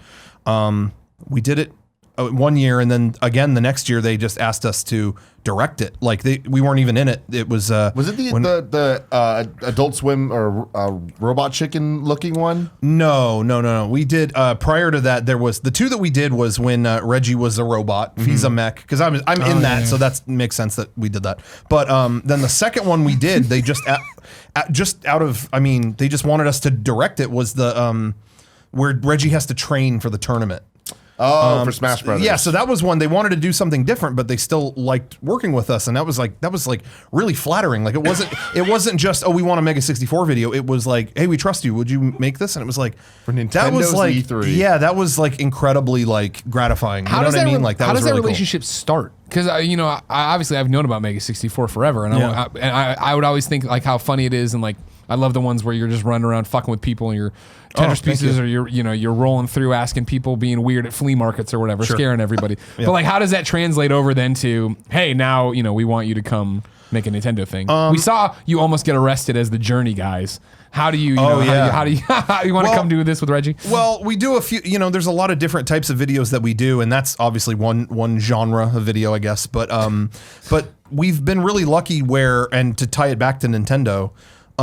Way back in 11 years ago, I think it was, somehow we convinced them to put Shigeru Miyamoto in one of our skits. Like he had a spare 5 minutes. Yeah. And it was like, we were going to be at the same event, and it was like, the GDC video. Yeah. And it was like, once we did that, it kind of opened the doors. Like any developer we talked to, it's like, do you think, would Kojima want to be in a video? And they would see the one with Miyamoto and go, oh, like this. Okay, yeah, sure. And so I think we built up a good rapport with a lot of developers that it just became like, oh, they can also do funny videos with maybe special guests without a lot of time, because even we did our video with Reggie, and every time we said cut, they were bringing him papers to sign. Okay, sign off on this. Okay, very busy guy, but we were able to make it work within that. I think they know we work pretty quick and are easy to deal with. That's awesome for the most part. So, yeah, it gave us a lot of opportunities, but especially getting to be in Nintendo's like headquarters, and they were telling us when we were there, like no one's ever filmed in here, or like we don't allow people to bring cameras in this room, but we'll it was just like, it felt like being in some I don't know, it was like, I don't know, it was like a dream come true. At any point, did you think that maybe they had you mistaken for another group? Probably. Yeah. Because I can't, knowing what little I know about how conservative Nintendo is as a company, I can't imagine they watched all your videos and were like, these guys are the ones for us. Let's give them the keys to the kingdom. But during the Wii U era, they're like, oh man, you know what? Anything. But I really think it was, again, just the videos we've done with special guests, were so like... Well, because you also did Konami's press conference, like either the last one they did or the second to last one with the transfarring ring, and that was directly from Kojima. Like we did it, we got him to do a cameo in a video years before, and then Kojima Productions contacted us and said, we have this concept to carry a save between systems, and it's called transfarring. Okay, and then they explained every step. You're transferring. Transfer is in there. Far, you're gonna go far.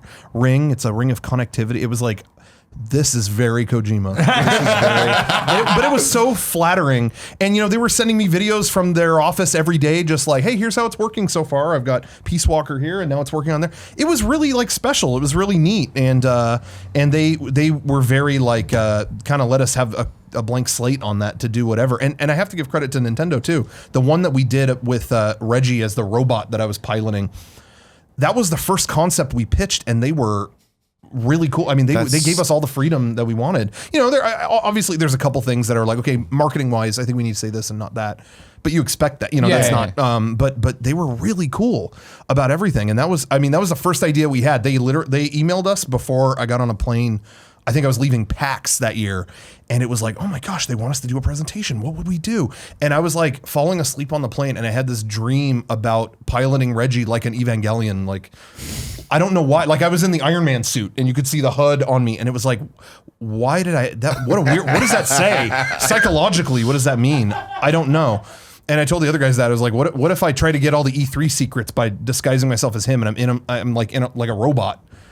Okay, yeah, and that was the first thing they went for it. That's somehow. Genius. Love it. It's funny though, because I've seen the videos, right? But this is really the first like period of time that you and I have spent actual time together, and I'm actually kind of taken aback by we're not just yelling at each other on a stage. Yeah, we're not. Okay. You guys, everyone's on, and we're joking and throwing beers Yeah. around, whatever, and making fun of whatever fucking Big Craig's a part of now. One of the attacks. What the fuck are you doing? But I'm actually kind of taken aback by like the reverence you have for the gaming industry. Like my outside perspective is like, hey, it's just really fun to make fun of. Sure. But like you're like, yeah, I can tell you're very genuine about like because your love for these things. Yeah, totally. Because that's something that when I was a kid, I didn't even honestly. I grew up. I didn't even have really a connect. I mean, I watched movies, but I didn't have a connection to them as much as I think it came from my parents were really into video games. I was the only kid I knew that like my mom played through every Final Fantasy and like all that. That's fucking awesome. And I would sit and watch them like movies. It would be like, wait, Cecil, wait.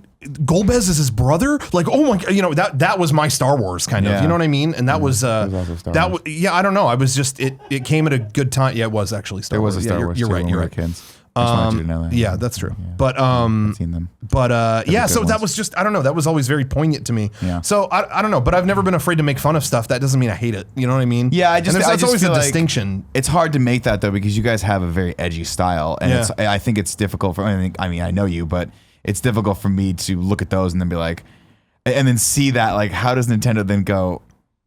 Let's work with these guys. Like it's crazy. There is such a deep understanding where it's like it's never the surface level joke with the game videos. Sure. Like even the Final Fantasy 13 when you made fun of the reveal.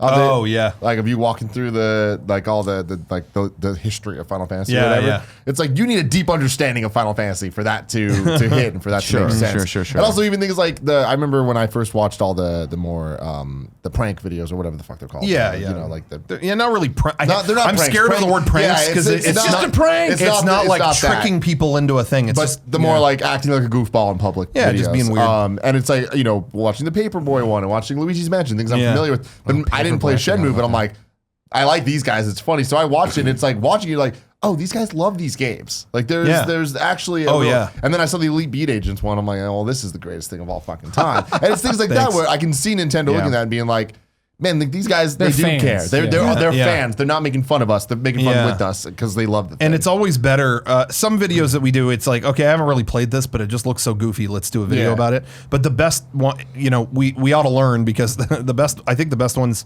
that we worked on are the ones where we really are passionate about because there's some that are kind of, okay. But we did one for the Phantom Pain where Derek was Snake and we were all so glued to that game that it just oozes through that video. Every little detail, Derek picks something up and that little sound effect is there. Yeah, all the little stings and he's walking next to some guy and he looks like Code Talker. Film him, It was just every little detail and lens flare and Hideo's name comes up 100 times. It oozes through when you're really a fan of it. So we always try to do something that we care about. Even if we make fun of it, it's like it's not out of hate. Yeah. Nah, man, and even we were just watching the Game Awards videos, the Todd Nair's Game Awards that you do every year. And like even those, it's like they're so crass and so fucked up. But it's like that's commentary. Like there's stuff in there where it's like you're aware of the jokes you're making, which makes it super funny, and it's such good commentary on the games industry. Well, and also that series, this thing we do every year, it's called Todd and Aaron's Game Awards, and we do like the best of the year, and these are we intentionally make them the worst people on earth. And how that started, and it's ironic that we're here, or coincidental, whatever, is that started on IGN. That was something they asked. I mean, it wasn't. Yes. Well, they basically said like, hey, you know, just so you know, if you want to do, you know, because we were doing videos for them at that point, it was like, well, hey, you guys are doing videos for something would be behind the paywall. What was it? Insider. Yeah, Insider. And they said something that would be cool is, you know, a lot of times when we show Game of the Year and stuff like that, there's always bros in the comments saying it should be Call of Duty, and so you know, it's you kind guys of kept giving it to Madden. That was always my favorite. Yeah, so we were just like, who are these bros? And so yeah, we tried to make ourselves the worst people on earth, and it's almost like those guys almost don't exist anymore. You wouldn't really see that. Like now it's gone around to where people hate on Call of Duty in the comments, no matter what they do. But at that time, it was, where's COD? Where is it? You know, and so we were trying to be those guys, and it's just evolved. We just take the form of whatever terrible people exist. I love it. So fucking good. Yeah, so it's just great to talk about that here with you guys. You know, from a and then similar to that style, but a bit more just nuanced was probably my favorite video you guys have done is the one that's making fun of the IGNs and game journalism and all that stuff, where it was very Donnie Darko. Was it Modern Game Journalism, the movie? Yes, that's what it was. Okay. YouTube, Modern Game Journalism, the fucking movie. It's amazing. There's certain videos funny. Thank you very much. There's certain videos that we do that will tap into a certain subject that keeps repeating through history, and those are I love those videos because every time a new story happens, they come around again. And Modern Game Journalism was right when Uncharted 3 was about to come out, and someone gave it an 8.5. And it was like, what the fuck did they just do? It was just everywhere you went was I can't believe. It's like, have you played it? No, but I can't. How could it not be a 10? How could it not? You know, that whole thing. I'm sure you guys have no experience with that. I gave it 10. I love it. No, but yeah. So we did a video about just the outrage around that, and yeah, every time there's outrage about a review now, that video gets posted again. It's so fucking you funny. know. So thank you, everybody who keeps passing those things The around. same history lesson that never gets learned from. Yeah, you know, we have a video about Sonic, the Sonic cycle. The Sonic cycle. And that gets posted all the time. Yeah. It's great. It's Finally great. broken. I love it. Mania. Tim, what are you proud of? God, it's so fucking cliche at this point, but specifically Kind of Funny Live 2 and 3. I just looked Kind of Funny Live 2 hundreds of views away from hitting 100K. Awesome. So go watch it 100 Make times. my dreams happen. I see a lot of people Mark every so Freeman. often on the Reddit or somewhere else go, man, I'd love to watch Nick's comedy set. To which I say, it's Funny Live inside. 3. Kind of Funny Live 3. And Kind of Funny Live 3, I'm even more proud of than 2, specifically the video. Like the final edit is like, God, that is my magnum opus. I love that. But really, besides those, the project I'm most proud of is my best friend Curran's proposal, where proposals have always kind of been my thing. Like even back in high school, I would always like make videos of my friend, promposals of like people asking people to prom in dumbass ways. And so then to continue that through for his actual proposal, it was a very elaborate plan, and it went off without a hitch. And I think the video is really good, and it's in Disneyland. It's like pretty much everything that makes me tick is part of that video. And I'm really, really happy with how it turned out. And like, I don't think that I'll ever be able to do a single project that comes out as perfectly as that did for what we were trying to do. So check it out. It's on the channel, youtube.com/kindoffunny. You know what doesn't get enough credit? Something we've done that I'm proud of. And it literally doesn't get enough credit, doesn't get brought up all that often. But I watched it again recently. I forget why. Jen had never seen it, obviously, so I showed it to her. And it makes sense right now. I'll promote it this week or have Joey do it. But the Super Bowl commercial we did. Oh, the one for We had Veronica Harley, Belmont. Harley, I watched that the other day again. That was fun. Yeah, it was like That just was such a good cool one. edit. It looks so good because obviously Lair came in. Yeah, and Lair helped the came in. film. We shot with the red. Yeah. Those were that was always anytime I get an opportunity to do something like that, it's always fun to do with you guys because it's like, you know, it's kind of grueling because you have to actually do a real production where it's like multiple takes, multiple shots, stuff like that. But when they come together, it's cool to get that opportunity. I think back to like the early days, like during the April Fool's projects that we did. And I think the one that sticks out was when we did Halo Bollywood.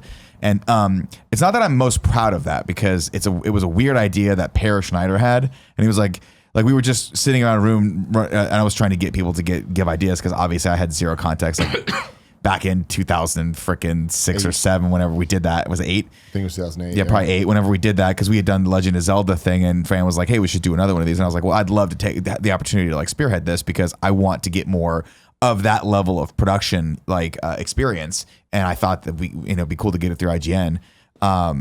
And we were trying to get ideas together, and obviously me being the least gamer, I was like, I don't have any ideas. I just my experience was get everyone in a room together, start talking, and some magic will happen. And then Pear poked his head and he's like, "Yeah, dude, you guys should do Halo Bollywood." Okay, bye. And then just Such a have you met Pear? bad Pear. That was a perfect Pear. Pear, when he doesn't want to talk to his wife, calls me and has me call his wife as him. I just want you guys to know that. Yeah, I'll come home soon. Yeah, that's great, guys. Whatever, it doesn't matter. So long story short, that was interesting because it was a lot of lessons learned on that, right? It was the first time really at IGN or in life I had bitten off way more than I could chew. It involved hiring a dance troupe, writing original music, having some level of knowledge in another language, having some knowledge of insensitive and trying to be not insensitive. And it was. I remember distinctly we were sitting there after we'd shot everything, and this was pretty expensive for the time. Like we had put some money toward this, rented out a big studio and like lights and all that stuff. And I remember we were sitting in the edit and it was not working at all. And like that feeling of going like, oh my God, I just like, they're never going to give me this opportunity again to like do this. Cause I've botched this so badly that no one is going to like ever let me do this again. And then we broke for the day, came back. I think this was like a Saturday. We came back on Sunday and I had a few other sound clips that we had used that we were like switching in and out. And there was one in particular, like when he takes his hat off, that we used. I need a weapon. Yeah, and it was I need a weapon, and it was one of the singers had said it before. He's like, you gotta just, because we had like I need a weapon, and it just wasn't funny. It wasn't embracing the spirit of what like Bollywood was, like that silly whimsical way of delivering things and then breaking into a dance. It didn't make any sense. And the dancer at the time, or the singer at the time, was like had seen it and was like, you guys should really like, he's like, let me do a few for you, and gave us a few takes, and we subbed that in, and then it just changed the whole mood of the whole thing to be a lot more like fun and festive and silly and stupid, and set up the joke of like them breaking into dancing so much more, and it just worked. Yeah. At least worked a lot better than it was before, where the joke was just like, there was no joke before. That was the joke. It was the pun of like, hey, it's a big kind of like, this is totally a joke. And what's so funny about that video is I was on the other side, just still a fan of all these things. And IGN's Zelda April Fool's video was such an inspiration to me. Like that was like, this is possible in internet video. Like this is this looks like a real movie trailer. Oh my God. And then the next year for it to be followed up with this Halo thing, I remember seeing it pop up and I'm like, here we go. Like it's gonna be a Halo trailer, and it was titled Halo Movie Trailer. Well, we also got Bungie at the time to promote it out, get in on the joke. Yeah, and they pushed it out there. They put out the so it was like I remember it was me and Alfredo sitting there. We were so stoked to watch this thing because we thought it was gonna be fucking cool. And then it started. I'm like, oh, this doesn't look good. And then it kept going. I'm like, wow, this is really not. What the fuck are they doing? And then the joke hits. And I remember being so pissed. I was one of those pissed, angry commenters where I'm like, fuck this. Like, this is not what they promised me. Then I remember rewatching it. Like, I showed my brother. I was like, come look what the fuck they did. And the second time, it hit me. I'm like, man, they got me. They April Fools to me in the way that I expected it to be this cool trailer, and it was not. And I fucking died laughing the second time because it hit. I'm like, this is a joke. And oh my God, they actually went through with, there's a fucking song. And when it ends, like, finish the fight together. And him and Cortana like look at each other with the ring. Like, what the fuck? And who would have known I'd meet you years later and it'd be your fucking brainchild. There you go. Like, it makes so much sense knowing Nick and seeing that fucking. We'll watch the video in the post show. Yeah, we can watch it in the post show. But that, I mean, and then getting the opportunity to do it, like that was obviously largely because of the Bungie promotion. We'd gotten a lot of views for it, and so people were like, oh, let's do this again. And it became kind of a tradition to do and then it eventually became a tradition of like, let's just make sort of like a fan-made fun thing and not try to fool people. Yeah. Because no one's gonna get fooled. It's April Fools. Everyone figured it out. But that was the first time I remember really having that gut check moment of like, wow, this is not working. This is not good. And then the only person you have to rely on to make it work is yourself, because you're the one who's leading the project. And that's a very important thing for people in production to really understand, because sometimes things they're not going to go the way you want them to go. And you have two choices. You can quit, or you can figure out a creative solution that gets you to where you want to be. And the team pulled together and we did it, and it worked out, and it was fun. And thank God it wasn't crazy offensive to people. Because I think had we made that trailer now, people were like, yo, dude, I don't know. No, I think it's. You don't fine. think it's fine? Okay. It's fine. I don't know. I'm hypersensitive to that now, but yeah, that's one of the ones that I thought was. That was one of the original, like, because we at the time we were working on IGN Weekly, and that was one of the ones where I was like, hey, I really want to carve out like 2 weeks to just really work on this. And there was, I mean, I think one of the like at one point the dancers dropped out. They're like, we just don't like the song. It doesn't sound anything like, because the person who did the music for it didn't really understand like their specific background. And I think they were, I want to say they were, I forgot what their ethnic background was. I want to say it was Indian, but they had done the song in more of a Mediterranean, like more Persian style. And I, in my ignorance, was like, it all sounds the same to me, right? It all sounds great. And they were like, no, you don't understand. It's like really culturally insensitive. We can't dance to this. And it was like 2 days before we were supposed to go in to do the dance number at this thing that we had rented. And I was like, it was the first time I remember feeling like my heart go like, and I was like panicking. The world was starting to come down. I was like, what do you mean you can't dance? This guy's like, look, we talked as a group. This is what we stand for. And I was like, holy shit, what the fuck am I going to do? So we talked and again, creative problem solving. I was like, well, do you have anyone that you work with that does your arrangements that could come in and make this sound the way you want it to sound? Use a couple of the instruments that you're familiar with. And would you be comfortable doing that? And the guy's like, oh yeah. Like, and like I said, he's like, oh yeah, that's a good idea. Let's do that. So we went from I quit, your project's ruined, to with one just figuring it out and talking through it, finding the solution that made them happy, and then the song, because the song before, by the way, the song was way better before. It was just way fucking cooler, more techno, but they were like, that's not what we're about. And so they didn't want to dance to it. And then when we came in, they gave us great performances. It was cool. Yeah. Isn't it weird working sometimes like we've done videos where it's been commissioned by a company and we'll do, our stuff. I always hate those. Well, it's a lot of, honestly, the hard ones. We've had really good luck because we always, typically the people who hire us know what they're getting, and it's like, oh, you guys are going to go crazy. Yeah, go nuts. So we've had really good luck, but every now and then there'd be something where it's like, okay, we went real weird, and then we'd give it to them, and then they'd be like, no, we're pulling the plug on this whole thing. Now, never mind. Here's a, and it would be like, well, just tell us what you think would be better.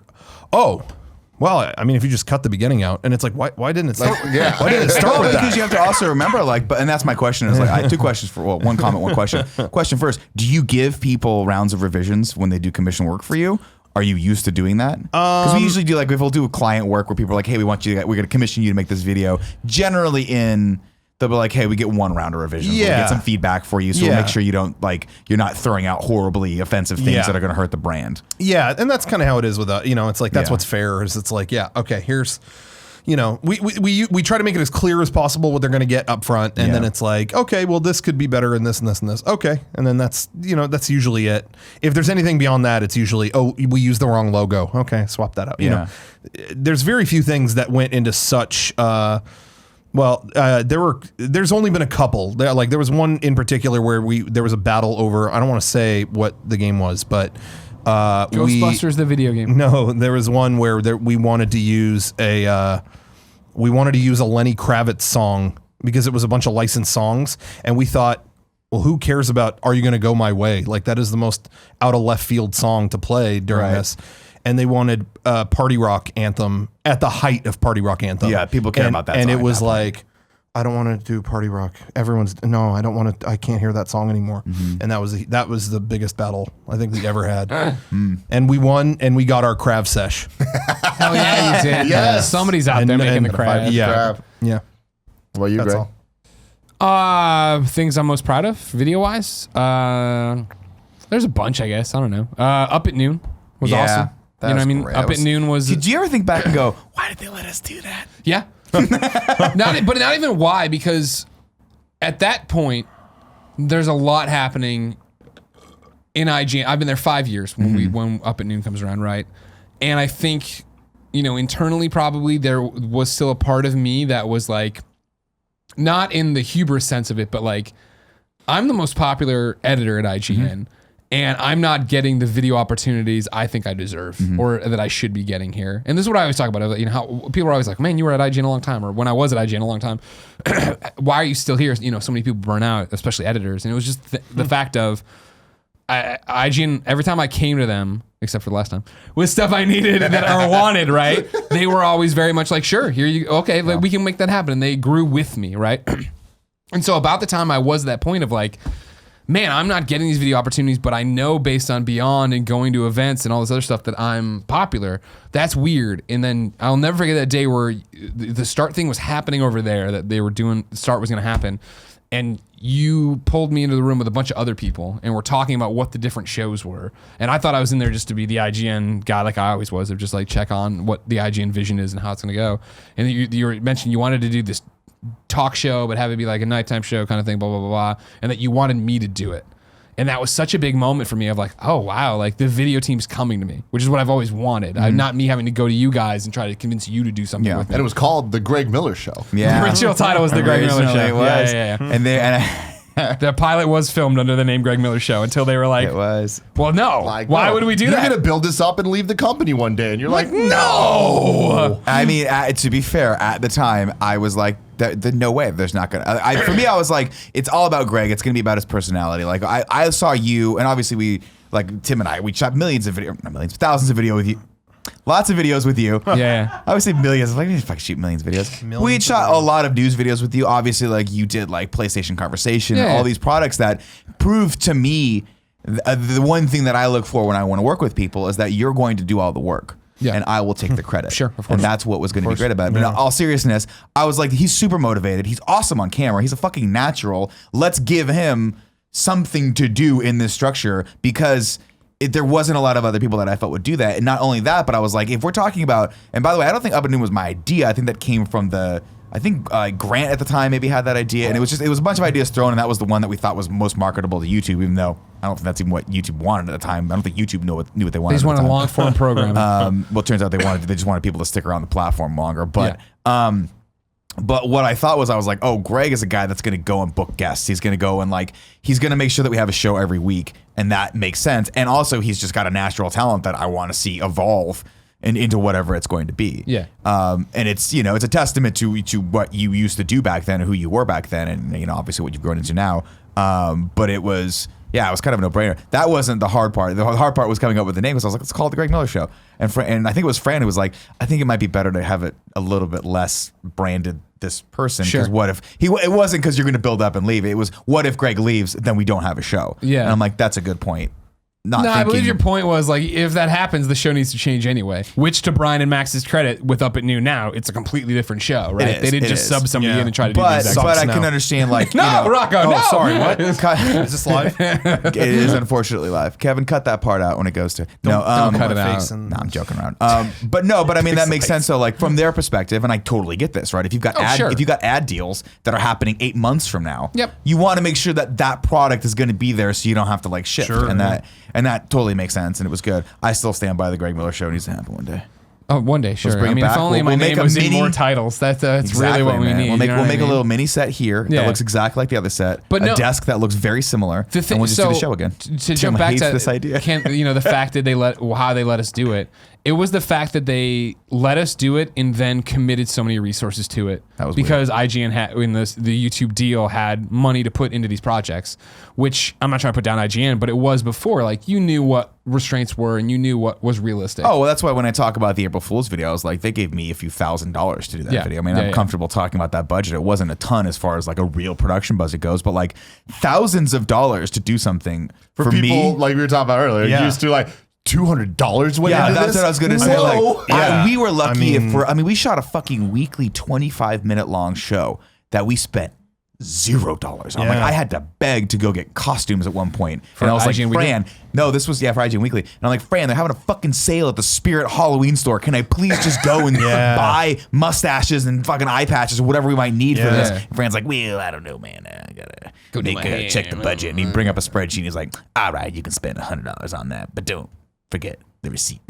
But that was the thing with Up at Noon, where it was... Love you, Fran, if you're watching this. It was the fact of, I'll never forget interviewing writers and having Drucker come to the office for this interview and interview him and then go eat waffles and fuck off at our desk. And it was like, that was cool. And going into, when we would do script reads, going into a room, and remember those initial ones when it'd be like 15 fucking people in that room? Yeah. And we'd all go through and tell what jokes we liked and didn't like and all this different stuff. And then, like, people... There was so much poured into it in that first year where it didn't feel like every other IGN project we had done, which wasn't bad, but it was an IGN project. And where this one was on such a different level, let alone the fact that, I always talk about it in terms of writing and podcasting. I had 5 years under my belt to get really good and build up a voice and know what I was doing. And to get tossed out there and suddenly reading jokes off a teleprompter that I didn't write, and I'm awful.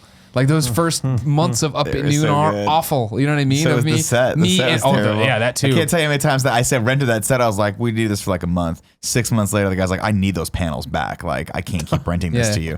That set probably cost us more than the other set that actually got built because of the rentals. But it was like watching Brian and I grow into those roles, right? And let alone you grow into running a show like that. And then, you know, it was just such a great year and such a great upswing. And I'll never, you know, I mean, it still happens in a part of section of time where we don't talk positively about every other outlet. You don't talk about other outlets, period. No one talks about what everybody else is doing. It was, even though Twitter was there, it was very insular still. And so like when somebody sent me a clip of the Giant Bomb panel at PAX whatever the fuck, and it was a kid in their crowd asking who's doing good content, and Jeff being like, I really like Up at Noon. Like they're doing, I was like, someone else watches this, let alone Giant Bomb is talking about it. Like that was fucking mind-boggling. And then like there was that summer where it was right around the time we went to VidCon, but where it was like we had Troy and Ashley and Nolan and then David Hayter. And that was like where it all went poof, and we were like, we had this giant upswing where I was finally into my swing of what to do. Brian was in his swing. Drucker was in his swing. We all knew we were doing it. It's fucking awesome. Yeah, and then Drucker left in the show. Fucking fell apart. Fallon fucking stole our head writer. I'll never forget it. And that was the Our thing only where writer also. it went the very, again, I'm not trying to be insulting. It went the traditional route of something at IGN, where we went that first year or whatever it was, where we were with Start, where YouTube was a big part of it. Drucker left. We then owned the show Lock, Stock, and Barrel. YouTube had nothing to do with it. And IGN just started pulling, after major layoffs where they got rid of a lot of Start people, then we started just losing everybody to where it would be me and Brian in a room with a whiteboard. Nick would come in eating an apple 15 minutes into the meeting and be like, you guys got this? All right. You're like, all right, well, this is the show. Yeah, it was weird. It was a weird time. It was a fun time. It was a great time. It was first great. year of Start was actually, that was a very fun year to go through and just have a little bit of money to experiment with. And be able to do that and be able to get you out there. I thought that was really, really fun. Oh, and that's the thing too, is like it changed my career. It changed everything in terms of my trajectory and every other thing. You know what I mean? I've been talking about wanting to do a topic, and we'll never get to it, about your parallel life. And that was spurred on by when Steve just got let go at IGN. Like they don't have an EIC, and it's that thing of like, fuck. If Start hadn't happened and I wasn't given those kind of video opportunities, would I have stuck around at IGN long enough as an editor running the PlayStation, blah, blah, blah, to where now would I'd be in the running, I guess, to be EIC if I made it that far. Who knows? You know what I mean? But like, wow, that's mind-boggling to think of that different universe. I think you would have been. Yeah, Thank you very much. Definitely. Tim, What's your topic? I just wanted to know, since we have you here, Rocco, with Mega64 and with Kind of Funny, I feel like, you know, there's all the different groups, right? Especially when you look at Rooster Teeth and like kind of how it splinters off with Funhouse and, you know, all the Let's Play Network and Screw Attack, Game Attack, everybody, right? There's a lot of similarities between a lot of us, and there's a lot of differences. Sure. Looking at you guys, you've been around 15 years now. Like, I remember, there you go. Oh my God. Number 3. I remember watching you guys shit pre-YouTube, watching it, growing with it, all that stuff. In the same time, I was watching Rooster Teeth grow and all that. Sure. And like watching you guys do your like booth prank wars against each other, all the like behind the scenes stuff, following along on social media and seeing this grow. And you guys seemed like neck and neck in terms of what you were doing. And then Rooster Teeth, like it took a while. It wasn't overnight. It took a while. I'd say maybe like somewhere between 8 and 10 years into what they were doing. They went from being, oh, we're just a couple guys doing some fun stuff to, oh, we're a fucking company. And now they're what they are now, and we love them and all that. Whereas you guys stayed that, we're a couple guys doing cool stuff. Stayed unsuccessful. No, but I definitely wouldn't say that, because like you took a different route, which was staying small, but really committing to to growing what makes you guys you. And like, so it is just the skit videos of you going out and stuff, but then it's also having the podcast, and it's also like these bigger deals and doing the game videos and all that. And the Game Awards videos and stuff. And it's crazy to see, because it's like at any moment you guys can put out a video that gets 1 million views. You know, and otherwise there'll be months that go by that you guys are just kind of doing your thing. Whatever. So I guess the topic is like, is Mega64 where you thought it would be? Is it where you want it to be? And then for Kind of Funny, the same thing. We chose to be small and not grow much and not do well. So that was our choice, first of all, out of the gate. So I can't see the chat, but whatever they're saying, that was my choice. No, I think our approach has always been to, it's a cliche answer. Oh, we want to make each other laugh. That's all I care about. Huh? But honestly, like, we do what creatively fulfills us, and sometimes that works out. Sometimes there's definitely certain types of videos that we do. Like you're saying, it's like there's certain types of videos we do that we know, oh, that will get 1 million views. Yeah, okay, yeah, if we wanted to we want 1 million views next month, okay, we could do this kind of video or this kind of stunt, but I just feel like it's not doing a service to anybody to kind of, you know what I mean? To kind of just like do what is expected or well, we have to do something like this. Well, we have to, I don't think, there are definitely times where I look at stuff and I see a video that has 80 million views and I think like, this thing we just made is way better than this. I mean, honestly, there's time, everybody I think has that moment where it's like, why did this go viral? Like, why, what did they, this thing I worked on for a month, this guy filmed the thing in 2 seconds and it's got 80 million views. There's always that moment, and there's always moments you wish, I wish we were bigger. I wish we were more successful. There's always things where you see other groups and you think those things, but I couldn't, I just feel like we've cultivated because we've been around so long and we're just cockroaches and we never die. We've cultivated You're great this cockroaches though. You're beautiful. You're our Thank cockroach. you. Thank you. But we've cultivated this group of people that just feels the same way as us. You know what I mean? It's like, Yeah, it's your audience. yeah, they are really in tune, and by doing our own thing, like we've done streams with Rooster Teeth before, and I've gone on the, they had 12,000 unique viewers at once. And I played a character and completely sabotaged the whole thing. 83? Yeah, and it was not. And I remember people were telling me like, this was your opportunity to spread Mega64 to all these people, and you pissed them all off. Like, why? Like, why did you kind of wasted that opportunity? But I just feel like, but the people that see that and get what's going on now, those people have found us, and now they're who's going to come to our event that we do at the end of the year. Now they're the ones that are engaging with us. You know what I mean? Yeah. And I feel extremely lucky, and I try not to take it for granted that we have this group of viewers and fans and friends that are just in tune, So I don't know. I think for us, we always want to do what is fulfilling to us. And sometimes it seems like we're kind of like quiet for a while, but we'll always, but then we, we're working on something. Maybe it's a bigger thing or a cinematic thing. But then once we finish that, it's like, I would love to do something stupid and quick and have, do a video where we're just running outside in our underwear, and whatever. Well, maybe not that, but I'd you know watch, what I mean? That we don't need to do. But you know what I mean? And I like that contrast. And I think because of that, people stick around because it's like, I don't really know what they're going to do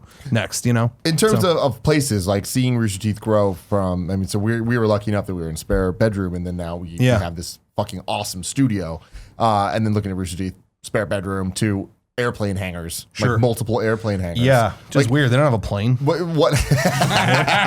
Yes. What is that? Yes. Bernie has his They don't goddamn have a plane. bus. Yeah. But like, how has your kind of like space been? When we start again, it was my family's house. I think honestly, a big part of a big thing that we were thankful for too was that all of our families were supportive. So like we had one set in Sean's dad's garage, and then my parents' house had all the rest, and they didn't care, took over kind of some days, and they were supportive, and that was really cool, and we couldn't have done it without them. But then we moved. I think we learned quickly, like, if we want this to work, we don't want to go crazy and be cooped in the same room all the time. So we were early on, we pulled the money together to get like a really small studio, and then eventually a auto shop across the street closed down and no one wanted to rent it, so we took over that, and that's where we were for like 8 or 9 years.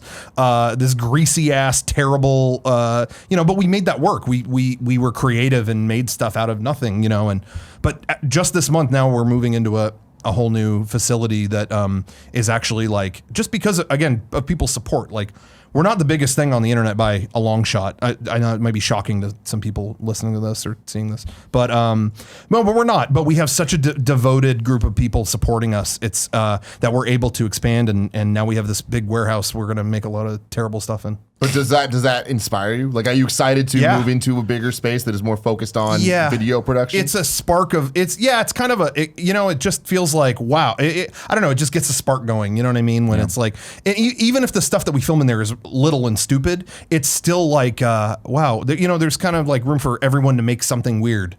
And I don't know. It's really exciting. I don't know. Yeah. So. Yeah, we still somehow we still are able to work with each other. I've known these guys since high school, so many years ago, and I think we respect each other creatively and are still able to tolerate each other somehow. And That's huge. Yeah, that is a big, probably that the is most a big important thing. Oh, I'm saying that about that. I can't say if they're going to say the same thing about me. Sure, but sure. They're happy you're out of the I'm office over today. here. They're probably happy Yeah, about that. yeah, but, exactly. Tim, are you happy with where Kind of Funny is? Oh my God, absolutely. Yeah. I mean, it's cool because I feel like Kind of Funny is always just a weird, like ever growing thing that we're doing. And like, I feel like at all points we're looking at the next step while also dealing with what's happening right now. And I mean, again, not to beat a dead horse. That's the one. phrasing. Touch its pud. Not to touch a dead horse. Pull the dead horse's bud. But it's it's amazing having Joey and Andy and my brother and then also Kevin, but we have him forever. But like being able to rely on them to do the things that either we don't want to do or that we know we're not the best at, and we're like, oh, you're gonna be better than. Having Andy be able to design promo graphics for when we do things instead of me and Nick being like. I think it should be like this. Yeah, right. Helvetica. Like that type of stuff's nice, but it's also fun to have the studio and to have designed it and thought about it. It's like, what do we do? And it's like, we do podcast. We want to do a whole bunch of other things, but we do podcasts. So let's figure out a way to make as many podcasts work as possible. A video wall makes sense. It does. A desk with a cool ass light bar makes sense. Let's invest that way. But at the moment we had it, we're thinking like, what's the next thing? You know? And I love that we're constantly able to iterate on the products, and I love that we have similar to what you're saying. It's like it is not. We don't get millions of views. We don't get hundreds of thousands of views. Honestly, we get maybe tens of thousands of views. We're at tens of thousands of views on a good day. But those are the ones that matter the most because these people are family. These people help support us. These people give their feedback, and we can kind of grow together. And it's cool, even making little changes, changing this show from being 4 topics throughout the week to just being this, we're just going to talk and it's going to be one video. I feel like this show's been awesome. Even the last 3 weeks, right? Like, and that's based on feedback from them because we can do that. And having these little changes as we go, I feel like makes our content better and stronger and across the board, doing things like our Marvel show. Like that's fun. Like it's a new thing we're doing and we're adding even more work to our weeks, but I'm excited to sit for another podcast and talk to you guys for another hour every week. And like, that is really cool to me, and I also love having Rooster Teeth kind of be the big brothers and to look at them and see here's how we want to mimic you guys, but here's how we want to not. We don't want to do that. Here's how we want to keep no barb our thing very much ours. We have a no barb policy. That's why she's been on the show. She's been in a few of our videos and lowest viewed. I was gonna say viewed, man. Yeah, they call her View Kryptonite. They see the thumbnail. No, there's gonna be puns. Not on my watch. I'm out. Yeah, I think for me, just the business as it is, like I always have different expectations here and there all the time. And I think the one thing I've learned over the last like 3 years since we launched it, since we actually went on our own, was like the expectation. I don't know that we can have it ever be like pinpoint, right? To me, I think the more important thing is just to make sure that like we're hitting a lot of the core details that we have to hit. And as long as we're doing that, I feel like we're moving in the right direction. I might not know what's at the end of that at each junction, right? But I just know that it's going to be something good as long as we're continuing to put the creative energy in and getting that amplified back from the audience like tenfold. So yeah, I mean, I think I'm just happy that we have a place that we can come to every day where we can do creative stuff, where, like you said with like Andy, right? Where he does a promo image and I'm like, that is vastly better than anything I could have spent a day on that. And he's just like, boom, boom, boom, boom, Valentine's Day image. Good. And I would have been like, it's so lovely to be able to tap into that creative energy and give him an outlet for that too. And give him a show like Party Mode and see what comes out of that and see what's that wacky shit in his brain. Yeah. I think that's really cool. And like part of my last like year of my life has been really, really less about focusing on the end goal and it's stupid and cliche to say, but really focusing on the journey because in there and the progress that you can make because in that space is where real fulfillment and happiness occurs. Yeah. It really doesn't even matter if we ever get to Rooster Teeth's size, as long as we're all happy wherever we're going to go. I think on the front, something that I definitely want to make clear. Don't get me wrong, I want to be Rooster Teeth's size because I love their production capabilities. But that's the thing that's is like awesome. the size and scope and all that of Rooster Teeth, that to me isn't the goal. It's their ability to be creative on just their ability to go. Level. I have like they do like Jeff was like I got to go because they do like pitch sessions every once in a while. So if anyone has an idea at the company, they can come and pitch it, and maybe you get to see that idea come through, come to fruition. I would have fucking killed to have that structure or been able to put that structure in place at IGN. I would have killed to have been able to be like, I have a funny idea for a skit, and there is a production, an entire arm, a fucking hangar of of a company that you can go, that's a good idea. We've got everyone. They can look at it and then have the right people that can be like, hey, you should think of it this way. Tweak it a little bit, do this, and then boom. And then suddenly you get, instead of going like every single time we have a funny idea, we have to recreate the wheel. Yeah, for sure. Like, and something that I love about where we're at, and I feel like this is being overly dramatic because there wasn't ever really a point that we were doing something that I'm like, oh, we don't need to be doing this. But I feel like now is the best we've ever been about, at least I feel this, I don't know if you guys agree, but there are very few things that I'm like, parts of my day, parts of the shows that we do that I'm like, I don't want to do this. Yeah. Like there was a time where I was like, I don't want to have to prep Gamescast. Like when Gamescast was 4 topics broken out, like it was stressful to me to try to come up and see the comments and see people not like it. But it's like, oh, but there's business reasons of why we're doing this. And that makes sense. But it's like trying to solve this puzzle was always so hard. But where we're at now, I'm like, oh, I feel like we've cracked a code that people seem to like it. I like doing it. I like planning it. And like Games Daily is like we solved the problem of morning show. People want to hear about games, but also us wanting to make it just fun and shenanigans. Yeah. Split it into 2 shows and let's serve those audiences differently. And like, I feel like we're doing a much better job of being collaborative, working together, and being like, hey, where are the problems in the products we do? Like, how can we fix them? And how can we make everybody happier and cut the bottom 10%? You know what I mean? Get rid of that bottom 10%. Throw it out. Yeah, no, I did a podcast, the 1099 podcast the other day. And 1099, man, that's important shit. It is. In it was a conversation about, like you're busier than ever, and like how do you keep it all straight? And it was that weird thing of when, you originally pitched Kind of Funny Games Daily, Tim. It was that I was like, there's no fucking way. There's no way we can do another podcast, a daily games podcast. You and me are going to be on the morning show as well. And it wasn't until we came back the next day and it was like, well, what about contractors? And like what you're talking about again, like, I don't think we chase the size of Rooster Teeth, but getting Andrea and Danny and now who's the other guy? Gary Whitta in here and maybe future people down the line. Like, I can't tell you how energized that makes me to do the show. Like I was talking to Gary today, right, where I undid my mic and leaned back and talked to him. It's like, you don't usually do that. I'm like, everybody's got a different vibe, and our vibe is talking about something really in-depthly, not doing a million questions, doing like 2 and getting into them.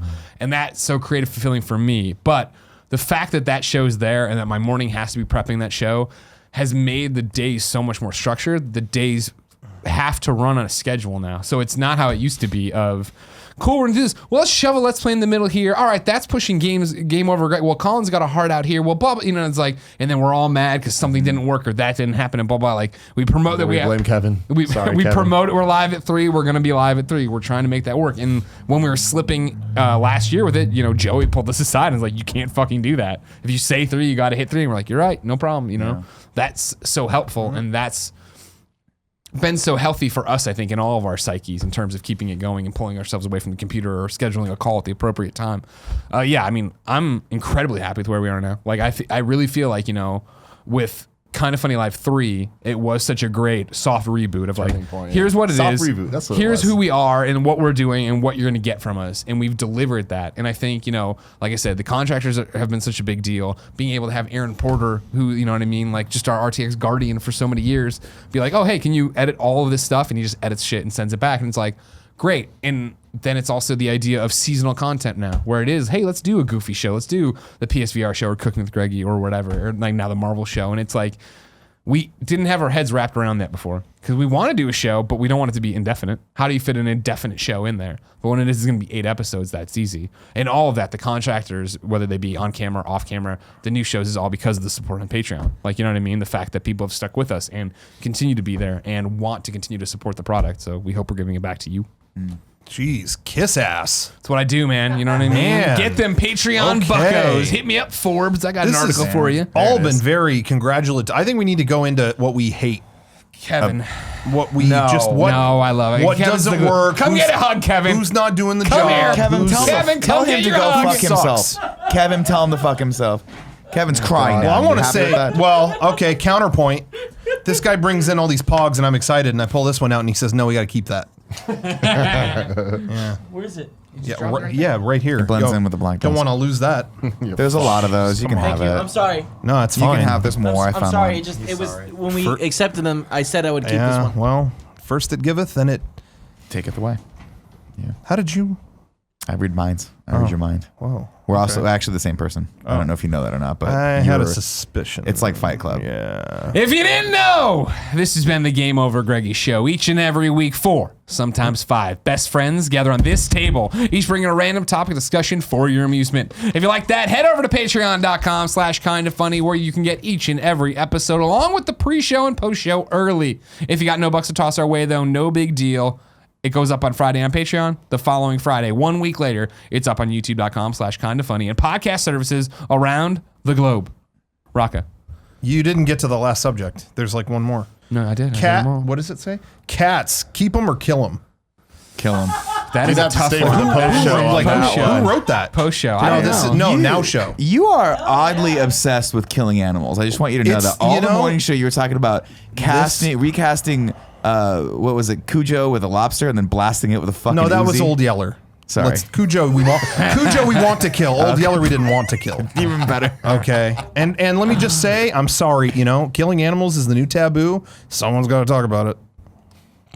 You can find Rocco on Mega64. He does a lot of amazing stuff over there. Patreon.com/Mega64. That's right. Yeah, if you want to contribute, if you love me after what I just said, you're going to want to throw a few bucks our way. Thank you. Until next time, ladies and gentlemen, it's been our pleasure to serve you. Now in the post show, Kevin, I want to Damn. watch the Halo. hard cut. Hey, stop. Yeah, montage. is this still the? Is this Well, still? I want to your let teasing? people know it's a Second. tease. It's a tease I for the see. post show. We're gonna steal IGN content and watch it on the Watch post it. show. So, but that's that post But show. you can go to exclusive, man. patreon.com/kindafunny and get it there. You could also just Google it. I'm gonna pee. All right, no, do the point first. Hey everybody, thanks for watching the Game Over Greggy show. I really gotta pee. Click up here to subscribe to the channel. Click down here to go to our Patreon. Click over here to see Rocco in a funny video, and click down here for Cool Greg's Choice. Apparently What too, videos, Cool though? Greg and Kevin haven't been actually annotating these for a long time. That's not true. I'm just telling you what I see on Reddit. It's what I see. It's what I see all the time. No, go pee. Oh man. There's the chat. I have to make sure I'm not supposed to be flying home right now. Go for it. So I'm going to be on the set, but I'm going to be you just looking. You gotta figure that out. That's important. Everyone in the chat, place your bets. Should I be going through security right now, or should I be staying here? We got you. Don't worry. What do you Good. think? I think you're good. Let's Cats find out. are legitimately an invasive species. They kill 3.7 billion birds a year. Still this love is them, what I'm though. saying. And People this are is Mike. Cats are God's mistake. Cats are Thank the you. fucking gateway to the devil. I just want everyone to know that. How many people don't like cats in the chat right here? Nobody I likes fucking cats. respect that a lot. Nobody likes cats. Nobody likes cats. Gary own Whitta's dog came in. Cutest thing on the planet. Amazing. Yeah. I literally stopped working Yeah, for 30 minutes. I did too. Mr. Brawl says fuck cats. Straight up. Yeah. Duncan in says they're pointless. Kill them all. Mr. Brawl 96 says, I'm a huge Mega64 and KF fan, and like, no, Rocco's humor may be off-putting. He does a lot of bits, but I love it. No bits. No, that's just him. We've spent all This day with is him. He has reality. not broken his character. This is real, and if you So, you know, I'm sorry. You yeah. may not be used to reality, you know, in your little VR world, but this is what it looks like. Welcome to it. You know. Yeah. Some people don't. Oh, okay. Sorry. Everyone shut up. Clerks versus Lord of the Rings debate.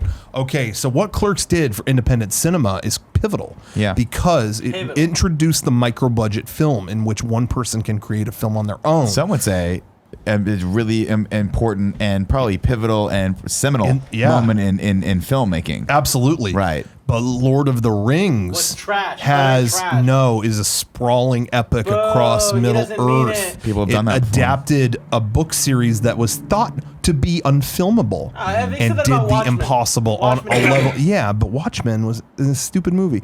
So Lord of the You don't mean Rings, that. but Lord of the Rings rules. You got Gollum. He's not even real. Gollum is a computer. Andy Serkis, but Nick has a huge problem with him. Andy Serkis. He's too talented. Here's my problem with Andy Serkis. I've said it before, I'll say it again. Okay? You can't be getting Academy Awards and shit like that for motion capture. Oh, this is you got a ton of hate mail I just didn't now. pee too much for that. You're gonna get a lot of hate mail. And for then that. Acting is acting. And Acting then is also acting. take all other people's roles. Stay with the fucking stupid Okay. dots on you. All and then he right. comes back and he sees her and everyone's like, it's All- so good. And the movie was actually good. All the VFX guys are emailing you right now. They're Yeah, all they don't going. watch this show. Sorry. Nobody takes this show seriously. They're when all it comes to saying, Were entertainment. you worried about your flight? Yeah, I don't know. I have to check it in. 7:25. Oh, okay. So I would leave here at 5:25. Okay, that's how Greg Miller Are was. we close to the? Yeah, we're about really 20 minutes away. Guys, do we want to watch this? Yeah, video? let's watch some Bollywood. It's muted. It's muted. On your, I see the YouTube video. Oh muted. yeah. But what do you got? What do you want me to do? Do you want me to show it? Yeah, show the people. Are you gonna watch sure? it. Would we still get claimed They on can or still blocked or claim anything? us on the video. I mean, I don't know feel that like this there's video no can reason. claim anyone. It's like Halo footage, right? I mean, But I don't think they run ads on you this. got permission. We're fine. We'll call All Frank. right.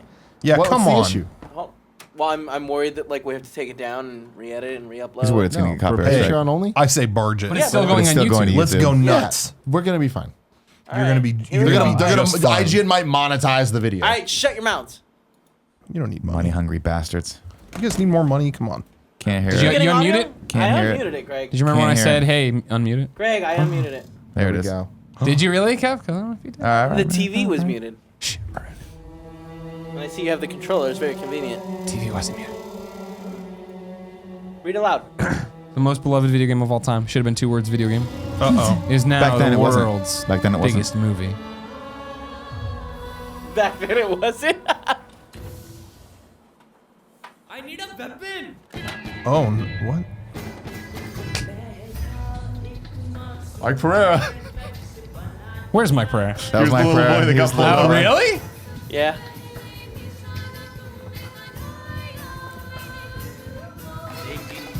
So you're proud of this, Nick, huh? I'm super proud of this. I'm proud of you for being proud. That's Craig great, Bernard. I did all these Master effect Chief shots is a dick, myself. remember? Did you really? Yeah, You're so impressive. I did all this stuff. It's like fucking So this is a forever. Bollywood dance troupe? Yeah, they're called. I forget what they're called. Shahara. I think it's in the description.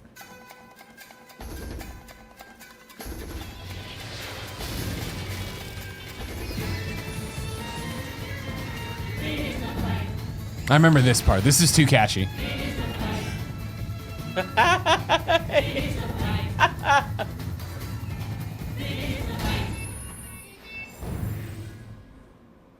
Subscribe to IGN's YouTube channel for more. They can't see that. That part gets me, man.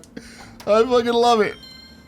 I also Follow love. us. I love Twitter. you. I remember when you told me that. So Cortana was blue and Master Chief was green. So when you green screened it, you had to do them separately on a green screen and a blue screen. Had to.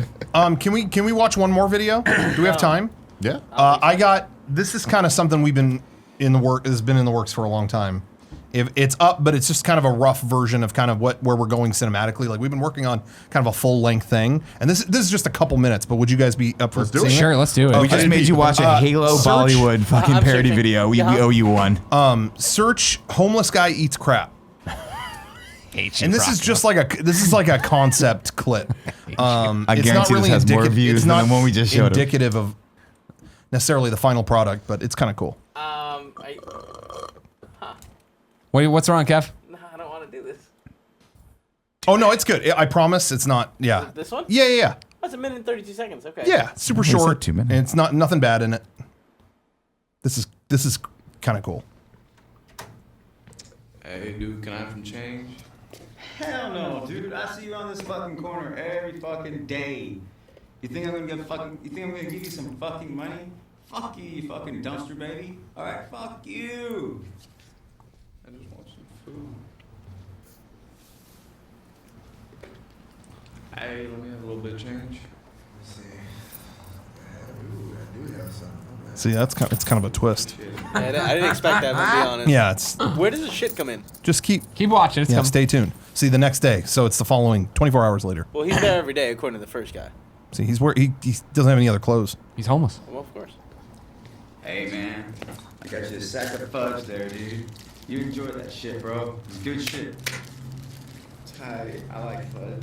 See, so this guy is like a fudge head, like a fudge fan. head. Well, he loves sweets and okay. This is kind of cool. Oh, dear. Oh, no. Uh-oh. Damn, man, this isn't fudge. Let's see. Check this out. Oh, man, shit. I can't believe that. So that's just kind of what we've been in the studio developing, and we're taking it around to different. We're obviously live close to LA and just going to pitch meetings and just trying to get some people involved. Yeah, if you want to, play it again if you want. But we're just kind of evolving the script a little bit to hopefully. It took a few years to get just even the concept footage. Can I ask a couple? Can I interview you about this? Yeah. First off, how did you come up with the name Pezza16? I think that's really for your channel. Just it's Italian. It's a derivative of 64. That's, yeah. 16. Second question: where did you get Channing Tatum's little brother from? Was he? How did you know him? Just through Channing. That's great. That's awesome. I was a Magic Mike nut, and I emailed. You just emailed him. You just Googled his email. Yeah. And you found that on Google. Yeah. Channing.net. Anyone can find it. It's public. All right. Well, I think Rocco has to go to the airport. And we got to make all these cup of noodles. Don't forget these now. These are your pogs. Oh, yeah. I'm going to dump these in my bag. No. You have to take it through security like that. Oh, wait. I'm sorry. Should I leave this one behind? I'll leave that here. No, that's you. Kevin just wanted one, maybe. Yeah. We don't want all of them. Okay. Oh, you don't want? Oh, okay. Well, don't worry. I'll leave you a couple. Okay. Well, Mark Freeman says, "Okay, they get my sub." Okay, you did your work. You can go home now. Okay, good. That's Ladies and gentlemen, thank you so much for watching the pre and post shows here on Patreon.com/kindafunny. Your support means the world to us. Kevin's over there. Mixing it up. Mixing it up, He's making a fucking sausage over there. Until next time, it's been our pleasure to serve you. Te quiero mucho. What was that word? What?